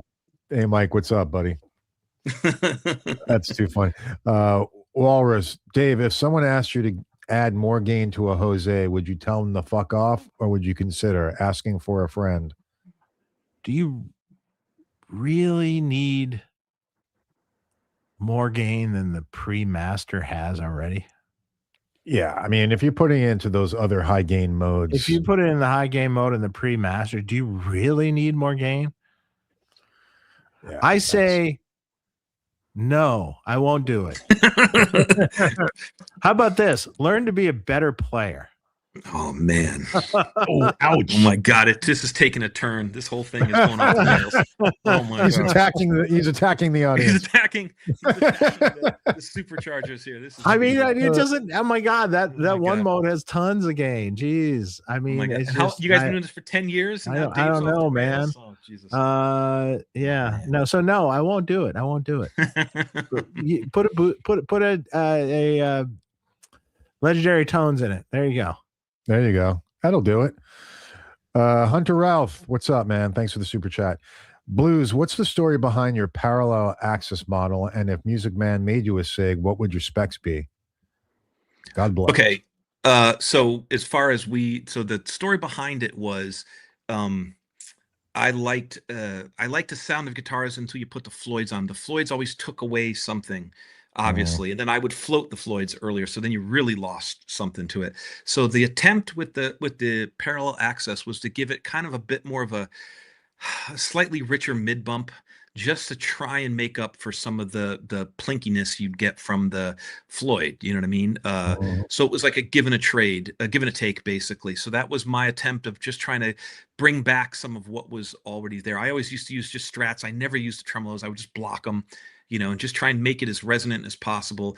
But then when the bar came out, they were so much fun. I could do so much stuff. So in trying to do that, that's in essence what it is. It's very similar to a slightly hotter PAF, because my theory was always been, if I've got a good guitar sound, I can always make it bad. I can always push it to the left or push it to the right. If I do not have a good guitar sound, it's very limiting. You know what I mean? If you're stuck in lo-fi, it's very hard to go to hi-fi. And so I always tried to get as much character as possible out of the guitar. So that was basically it. And the whole approach is always this on any amp I do. It doesn't even matter which one. It's always the same approach. You want it tight bottom end, punchy, and you want to be able to switch from playing rhythm to lead without having to step on pedals. I just didn't want to be beholden to have my sound was always a gimmick or a thing. I just wanted to be able to play. When I wanted the solo, I just wanted the solo. And then when I wanted to turn down the volume, I just wanted to have complete control at my hands. I didn't want to have to rely, like I didn't want to walk in and jam with somebody's band. Oh, I don't have my special sauce. I can't do my trick. It's like I just wanted to be able to play. So my formula was always lean on the power section 100%, breathe on the preamp section, and go for it. And that was it. And then obviously, as I used a tremolo, I lost a little bit of that. That's why I struggle with buffers and stuff like that. I have a real hard time with those because my style doesn't apply to it. So that was it. That was the plan with it. So it's a slightly hotter PAF. It's just a punchy, PAF, a lot of good character to it with a slight bit bump to it in the mids, lower mids, just to kind of make up for what I lost with the tremolo. And then as far as the music, man, we are absolutely trying to include that guitar, that signature into the guitar. That's what we're trying to resolve. Duncan wants to do it and Ernie Ball wants to do it. I just have to make sure it applies to the guitar because that guitar was voiced a very specific way. And in doing my own model, I don't want to lose the charm of what's there. So it's kind of like, I just need to kind of get in there and make sure that it applies. And if it does, then we'll hopefully include it. I definitely want to have a Seymour Duncan product across the board. That's everything for me. So awesome. I can't wait to see it. Sloppy Fingers, thanks for the super chat. Hey guys, are preamp pedals slowly taking over the world, or is it just a fad like it was before in the 90s with Mesa? Just seems more popular than ever. Well, I make preamp pedals, so that's okay. Dave's been waiting for this question. He's like, I got you. Scan this barcode. If you're being forced to go direct, it is nice to have tubes. So that's why we developed those pedals, because you can get decent results out of, the Tone X and everything else, of course. But there's a feel thing that is missing a little bit, and at least with the two preamp pedals, you retain more of that amp vibe. And it's easy to dial in. Yeah. And it's quick. Yeah. There's no pages. There's no menus. There's no nothing. That's the whole game. It's knobs and it's an amp and it goes direct. Oh, great. Knobs. Fantastic. Yeah. Great. Boom. Done. Quick, fast, finish. Exactly. Done. So simple. Yeah. Cool. Makes the whole difference. Yeah. Yeah. Tris Mahaffey, what's up, man? Hey guys. Dang, Tris is here. Hey. Huge blues fan here.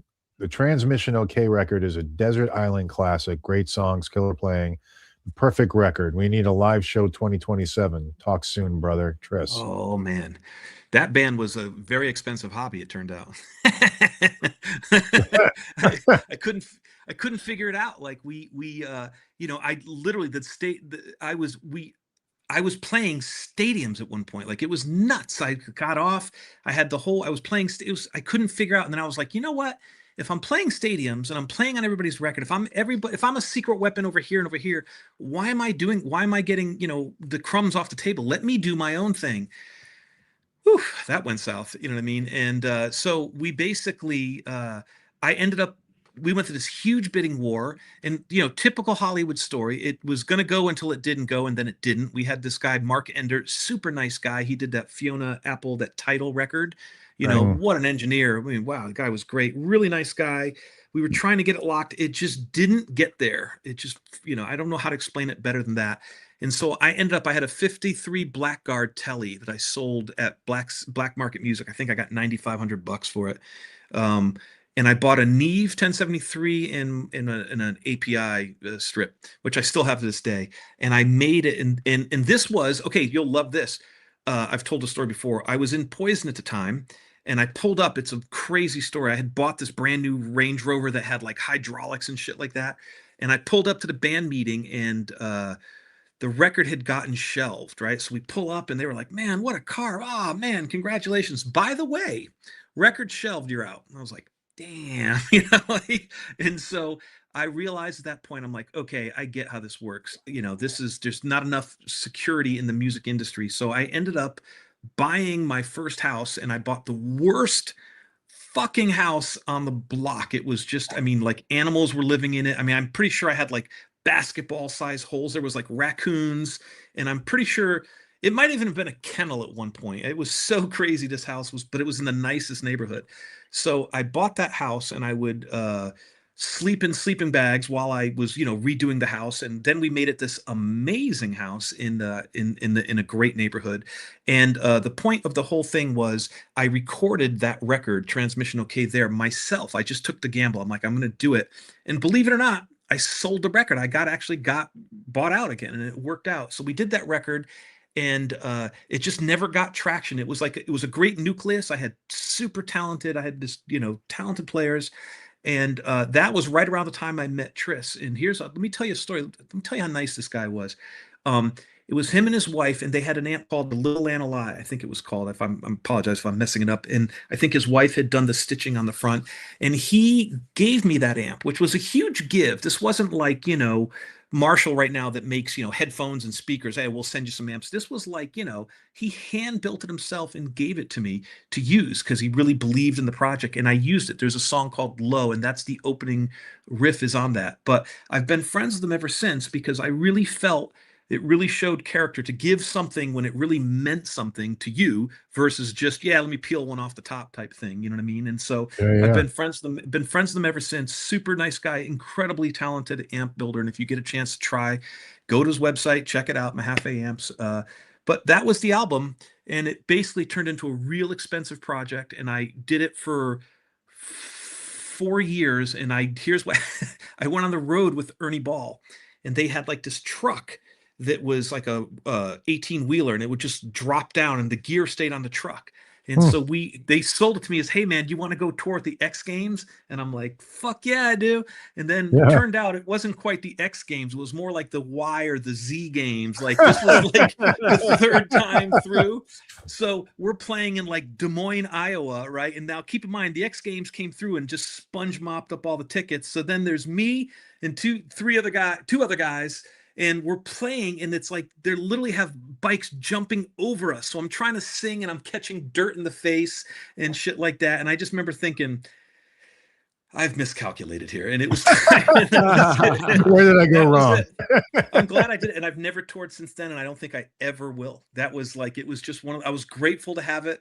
The guys at Ernie Ball were so cool. And I said, hey guys, I think I've run my race. And they're like, we get it. And so it was just a funny thing. I went from literally playing stadiums to dragging my gear off. We'd sell out the Viper Room, and I'd be getting yelled at by some 5'2" sound guy to get my cabinets off the stage. So I'm sitting there half sweating, trying to thank people for showing up. And wow. Yeah, fuck that. You know what I mean? But anyway, so there you go. Welcome to the music business. I'm glad this TED Talk worked out for you. Definitely become a musician. Walrus, thanks again, man. Blues, your energy reminds me of Austin Wintory. Have you met him? I know him a bit. Austin Wintory. I have not, but if he's got energy like me, he's probably on the spectrum just like me. So congratulations. No, I don't know. I've never met him. Welcome to the club. Yeah, right. Islander Winder, thanks, man. Question for Blues: what amp and guitar and gear did you use on the Bad Man track? That guitar sounds sick, and please do a Tonix capture of that. Okay, so here's you go. You ready? You want to save your money? Let me cut you to chase. That is Guitar Rig 3, I think, with like, like literally, it doesn't matter because that, and I think it's a 335. Like some new Gibson gave me one. They wanted me to check out their stuff, and so I just used it. Once again, it doesn't matter because I built the track, like all those extreme tracks, they're just built to be what they are. It's not even about the direct guitar tones. It's just trying to get a point across. So the bigger picture is the song, and so it doesn't. You can save yourself some money. You know, I mean, you could use anything to get that sound. There's nothing special about it. It's really just the performance. Doesn't matter. It really doesn't. I'd love to, but I will do a Tonix capture of something way better because I'm literally, this is it. I mean, I'm going to the walls with this. I'm going to throw everything I've got at this Tone X Capture. I've got one of the best, most talented engineers I've worked with. I've known Ross for, I don't know, 30, 40 years. We've been yelling at each other, arguing over who knows what for 40 years. So, he was just on the show. He was on our show. He was? Oh, yeah, he was. Oh, I would have called in and heckled him hard. So we love, hate each other so much. It's painful, but we just like two big brothers that are always yelling at each other. So I'm going to throw everything I got at it, and you'll definitely, based on what we've done so far, it's bananas good. So let's hope it, and that's with just me goofing around. So let's hope we do that, but save your money, dude. You don't need it. Can't wait to hear it. Jose G, YTC, what's up, man? Happy Friday. Sorry to say I wasn't well aware of Blues 2 years ago. The UA Effects Lion video with Pete, Nick, and Santiago had great chemistry. It was awesome hearing Blues talk about old Marshalls. Glad to have him on the show. Yeah, me too. You know what? I remember seeing that video with the Lion, the Lion video with you guys. Yeah, that's James Santiago. He was on the show too. He's a wild man. James. It was fun. I get along. Like I said, I have so much respect for those guys. Like I said, I got to say, so we'll give Pete 2 seconds of props. What a sweet guy. Like I had questions. He literally was like, just come down to the studio. I had never even met him. I'd said hi to him at an AM show. Just, I don't know, maybe it's that Canadian thing. He's just really, really nice guy. And very, really once nice again, there's no gatekeeping. You know what I mean? He's just always been very good with that. Whenever I had questions, honestly, half the time I either call Mike Tempesta or I call Pete. I'm like, these guys have it figured out. I'll just figure out what they're doing, And then Mike calls me. So Blues wants to know. 100%. I know. Like, tell Dave I want to come by and stop by, and he's like, I'm pretty sure Dave's really busy. I'm like, just call him because you like Dave, you like Mike. So like Mike, you guys are buddies. So I'm like, listen, I know if I go through Mike, I'll get like slightly better shot at getting in. While you literally, and this is how cool it is. You can just you just walked in the other day with amps. Exactly. I've walked in and there's like 3 amps stockpiled. I'm like, Dave, I need you to look at my plexi. Come in and figure it out. And we did. We got it done. We did. It sounds phenomenal. Yeah. There you go. But I figure Mike's my buffer. Mike's like, Mike's like my youngest kid. They know if my youngest kid asks me, I'll say yes to anything. I'm like, all right, no problem. Done. That's awesome. That one mortgage guy. What's up, man? I use a VHT power amp and an Axe FX 3. Also, people need to turn the highs all the way off. There's something about adding tubes to the digital world. Also, mid-output humbuckers. Do you agree, Blues? 100% mid-range. I don't... Listen, it's different horses for different courses. There's people that use super... Brandon Ellis is a beast. If you got to get him on the show, that kid's a banana pants. Like, he's just like... It's really whatever works. Different horses for different courses. I would say this, that if you want, like, tone-based stuff, like, stuff that's based in the Van Halen, ZZ Top, the stuff like you're more classic, then it's always kind of a low output or mid output. The second you go higher, you're committing. It's like putting a filter. So if you want that effect, absolutely. Like, I'm not going to go to the guys Metallica and tell them to use low output pickups. That would be embarrassing. You know what I mean? So I just will say you've committed at the source. So just make sure that you build it. And it's really just how you build your chain. But yeah, I like mid-range because it gives me options. And now gear is so good, you can kind of color any way you want now, to be totally honest. It's the truth. There's so much gear out there. So much. It's all good. Yep. Let's see where we at here. Here we go. Douglas Edwards, thanks for the super chat. Great show as usual, guys. Thank you. Blues, can you speak about the quality of the old Yamaha guitars made in Japan? Yeah, they're great. Great. But listen, I've said this before. It's if you took 20 guitars and you put them in a room, you're going to have some you're going to have some real stars, some kind of mid players, and some straight up tone donkeys. I mean, it's just the way it is. Even if they're all the same model. Same model from the same tree, a serial number part with the same pickups. It's just the way it is. Anybody that tells you different just either doesn't understand it. It's really just, and let me further complicate it by saying this. What doesn't work for your buddy may be great for you. I mean, keep in mind, didn't Christopher Cross have Ray Vaughan's Strat before Ray Vaughan had it? You know, clearly it didn't work for him, but then, you know, you put it in the hands of that guy and watch out, you know? So it's really just, you know, there's a lot of people like I know, like, especially in vintage guitars, people would, you know, call me, hey, I want to sell this guitar. I'm like, this one isn't for me. And I have friends that have bought it that are well-known players, and I wouldn't pay anything for it. I didn't connect with it. And they have no problem crushing on it. It just really depends. But in general, I would say the Japanese product is their attention to detail is always astonishing. And it's just honestly comes down to whether the sum of the parts are good. You're never going to have a quality problem with Japanese product. Their stuff is phenomenal in my experience. Yeah. They make great stuff. So I wanted to mention earlier, I was watching this video, an interview with Craig Ross. You know Craig Ross. Yeah, from Lenny Kravitz, right? From Lenny Kravitz, yeah. Yeah, I like the way he plays. Oh, he's a great player. So he was being interviewed by this guy, and they were talking about, so this guy loaned Craig Ross to use his 50, it's either a 58 or a 59 Strat. I mean, excuse me, Les Paul. It's a Burst, and it was Clapton's for the Disraeli Gears album. Yeah, it's the one with the goofy headstock, right? Yeah, with that weird. Yeah, you've seen it, right? The one with like. Oh yeah, you can't not see that thing. So they did something to the headstock on it, but it was a headstock break, right?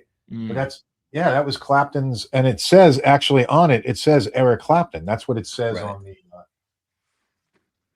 right there on the. I mean, honestly, dude, you're giving it to a guy. Listen, Craig's gonna make it sound great no matter what. So it's kind of like, you know, it's like, you know, it's kind of like when you get those Instagram filters, everybody looks good now. You know? Right. Of course. It's going to sound amazing, but even still, I thought it was super cool though. That just I wasn't aware of that burst that was out there. I think that was the Andy Summers one originally, and it had a headstock break, and somebody did something to it. You know what I mean? Yeah, you'd be amazed. Yeah, you'd be amazed. I've picked up like some of the really heavy hitter guitar. The only guitar I really truly, if was given a choice on a desert island, I'd like to play Pearly Gates. I'd like to spend 5 minutes. I'd spend 2 minutes with just Pearly Gates and a Fender amp, and I'd just like to know where it sits. It's funny, I've never heard the neck pickup on it, you know, but that lead pickup is just a crusher, you know what I mean? And I just would love to see where it sits. If it's just, it seems to have that nice mid bark that I really like, you know? Yeah. And so for me, I'll tell you another sound, this is how I got into old amps was don't sleep on Danny Toller from the Allman Brothers. That guy was, I mean, he's no longer with us, unfortunately, but he is was a phenomenal guitar player. And I remember it was a moment where my dad and we went to go see the Allman Brothers at the Lake Compounds in Connecticut, and he was an outdoor gig, and that's where my dad's kind of always been. That's that bell tone. That's something you cannot get with a new guitar. He had an old burst of some sort. I think Dickie had given it to him at one point, but he was playing 100-watt Marshall, but not like we play them, not set to stun. It was set to like bell tone.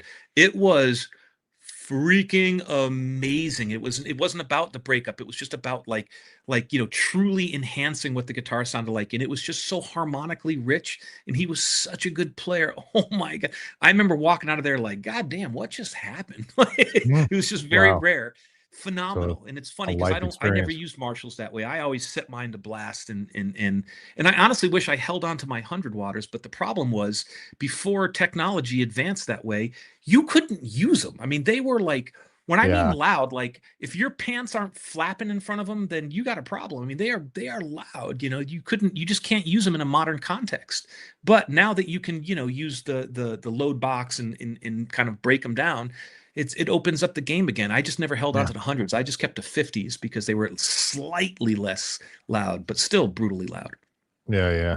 Well, there's always the argument of whether the 50 was better than the 100, you know?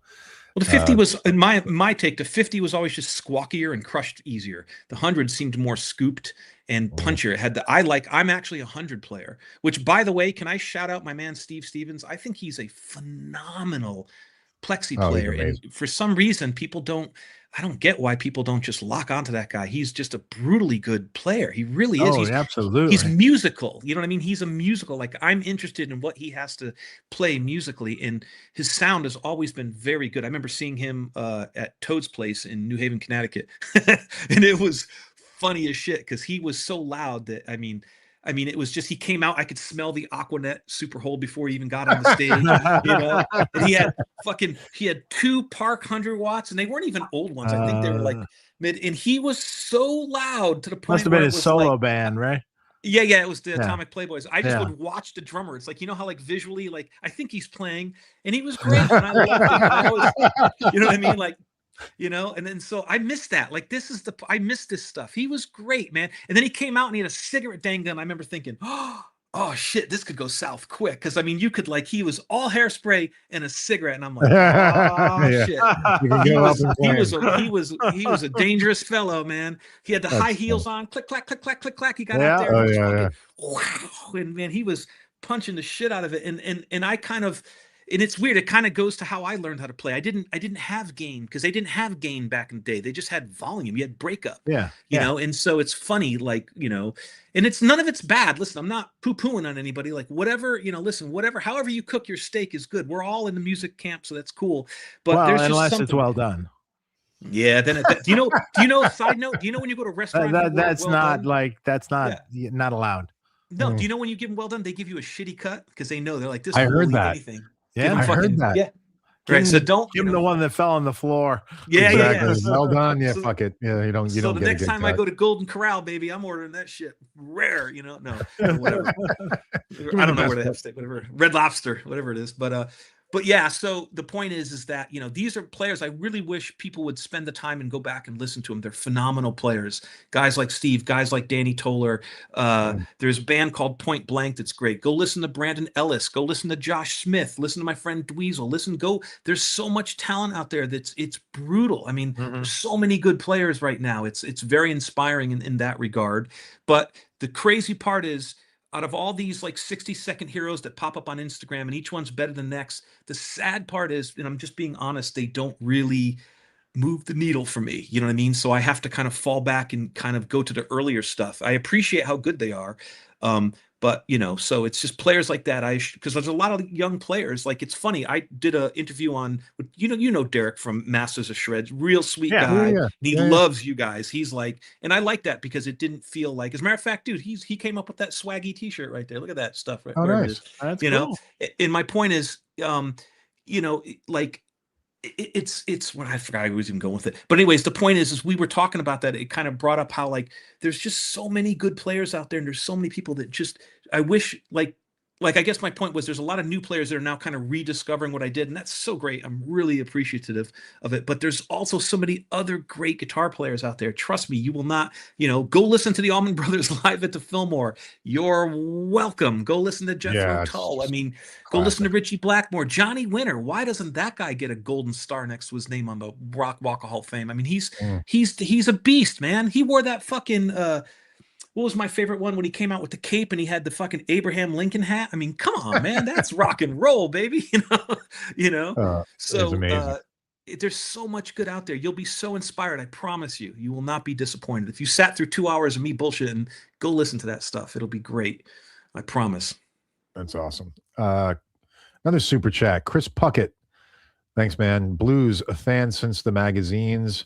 Gave up music in the early 2000s to go corporate. I've been writing and recording since the pandemic, working with Prashant Aswani. Oh, my man. How do you recommend a guitarist to make their statement today? Color outside the lines. It's like in life, man. Don't fish on the weekends. Do your thing. Stop listening to everybody. Do what moves you. I do not care. Let me tell you something about being famous, and I learned this from being in various side projects. Like, everybody thinks they want to be famous. My kids want to be famous, and they don't get it. I try explaining to them, if you want to be truly famous in this world, you got to be famous with everybody, every 9-to-5er, everybody that you want it. What you really want, or at least what I really wanted, is I wanted to be acknowledged by people that I respected. If I said, hey, Dave, what do you think of the sound? If Dave pulled me aside, I'd be like, damn, that's a really good sound. That would mean more coming from Dave, who I know has such a background, versus some guy that likes me and likes the guitar player from Beyonce. Like, I'm not harshing on the guy from Beyonce. It's just, there's just different levels. So color outside the lines. If you love it as an artist, you will find somebody else out there that loves it as well. The people that have supported me have been rocking with me for over 35 years. It's great. I don't care if it's big. I don't care if I'm as big as Van Halen or any of these guys. It's not important to me. It's more important to make my statement, because I'm going to be off this planet at some point and my stuff will be left behind, and I hope people will get it. So color outside the lines. Take a chance, man. We don't need any more fucking 9-to-5ers when it comes to art. Just go for it. Try some shit. If it sucks, it sucks. Just, blame it on somebody else. Say that Mark did it. It's no big deal. Yeah, exactly. Ryan Casey, man, what's going on? Evening, gents. Dave, do you ever see a 20-watt Plexi or Synergy module? What do you think of those Marshall modules from Synergy? Any new Friedmans coming out with the O-amp power amp sim tech? Not sure what O-amp power amp sim tech. That must be a typo or something. 20-watt Plexi. I'm not ruling it out, but I have no plans at the moment for it. I mean, you can do it. It can be done. It can be cool. Synergy module for the Plexi kind of Synergy module. I mean, Marshall they kind of did that with the Marshall thing. So the JMD. I probably won't be doing that. But you already have, don't they already have a Plexi Synergy module? They had one, right? Yes, they had an older Plexi Synergy module, and some people prefer that one over the Marshall one. So it's apples and oranges, it's whatever someone likes, Yeah. I worked on the original one. Yeah, I actually have. It was a different take. It was a little different take than what they did later with the Marshall one. How you doing on time, Blues? You good for a few more minutes? Yeah, you got me for a few more. Then I'm going to bolt out because unfortunately my phone's blowing up. I got to put out fires. It never ends. No, got to change problem. this. Yeah, we'll wind it up. We normally try to keep them at 2 hours. So yeah. Oh, man, you got some brave people that hang out with you. We have done 4-hour shows. John Sir, 4 hours. Check it out. Yeah, I don't think I could sit in a room with myself for more than 20 minutes. So well, you did it for 2 hours. Yeah, you've done well. Retro Bites TV, man. I think you're the last super chat for the night. I read stories about an amp that EVH and Jose were working on. Rumor that it had brown plexiglass. Dave, have you seen it? What happened to it? Well, I've seen it. Dave saw it. I saw it. Yeah, I saw it a long time ago at his shop. Yeah, it was about the size of an SVT. It was 2 actual discrete 100-watt amps in one amp. Fuck yeah. And so it was really cool. It was really cool. A lot of people saw it at his shop a long time ago, and then no one knows what happened to it. Yeah, it's disappeared. Yep. Which is unfortunate, but maybe one day it'll pass. It'll come up. Another super chat. Asher Asti, whatever it is. Thank you. Dave, can you get Andy Marshall from THD on the show? Oh, we were talking about that. Sure. I mean, I've had Andy's been is an old friend of mine that I haven't actually talked to in quite a while, but yeah, that's a good one. We'll probably do that for sure. Those are cool amps, the THD bivalve, and yeah, those are cool. You can put any tubes in them. I remember that, like just kind of roll tubes. Well, hey man, it was great to have you, Blues, on the show. Great to meet you. I don't think we talked about half the stuff we should have, but I wanted to talk about Poison. We didn't get a good chance to talk about that. Okay. Oh my god. Yeah, because I talk too much. That's why. You guys. That's all right. What are you gonna do? You did a great job. There's so many stories. I was waiting to get into like tubes versus transistors versus this germanium versus. It would have had been a 4-hour show. Oh my god, there's so much. There's so much. Maybe we'll do a part 2 sometime. We'll try to talk about all the stuff we didn't talk about. Oh my god, exactly. We'll see. We're gonna see. We're gonna do like they did in the old Roman days. We'll go in the comments and they'll be like, wah or blah. We'll find out how it goes. You know what I mean? Oh no, they'll all like it. They'll give us a thumbs up. Someone called me extra spicy on this show, so I don't know if I was extra spicy. I think they just didn't like the playing thing. Sorry. I was going to go with super sassy, but that's fine. Extra spicy. Extra spicy, super sassy. Super sassy. You know what I mean? It's great. We can do a whole thing on guitar straps. How I've got my 3-inch wide Fairfield guitar strap. Come on, guys, we got product to plug here. What's going on, man? Vinny from VPix, we can do all this stuff. You don't understand. Yeah. Oh, but listen, here's the bottom line. I really sincerely appreciate everybody's time. I'm really grateful that anybody even spends their time, because time is very valuable, and the fact they even consider checking out any of my new stuff or old stuff, it's not lost on me, and I really, really do appreciate it, even though I probably give everybody the hardest time possible. And you guys have been very, very cool. And Dave, obviously we've gone back for many, many a year. And I realize I stress you out a little bit, but that's fine. You don't stress me out. It's fine. A little bit. No, you don't. Not at all. A little bit. Not in the slightest. Nope. A little bit. Nope. No. You're reading more into that than. Here's the deal. But people need to know. We're gonna start calling you Coach Dave, and I'll tell you why. This is Dave, and I love it. Mike and I are always like, "This is Dave." He's very I'm like, "Hey, Dave, I want to do this." He's like, "If you want to do it, we'll do it." Basically meaning he'll give me enough rope to hang myself, but then I'll be like, he knows it's really not the move, and then I'll do it. And I'll be like, "Oh, that sucks." He's like, well,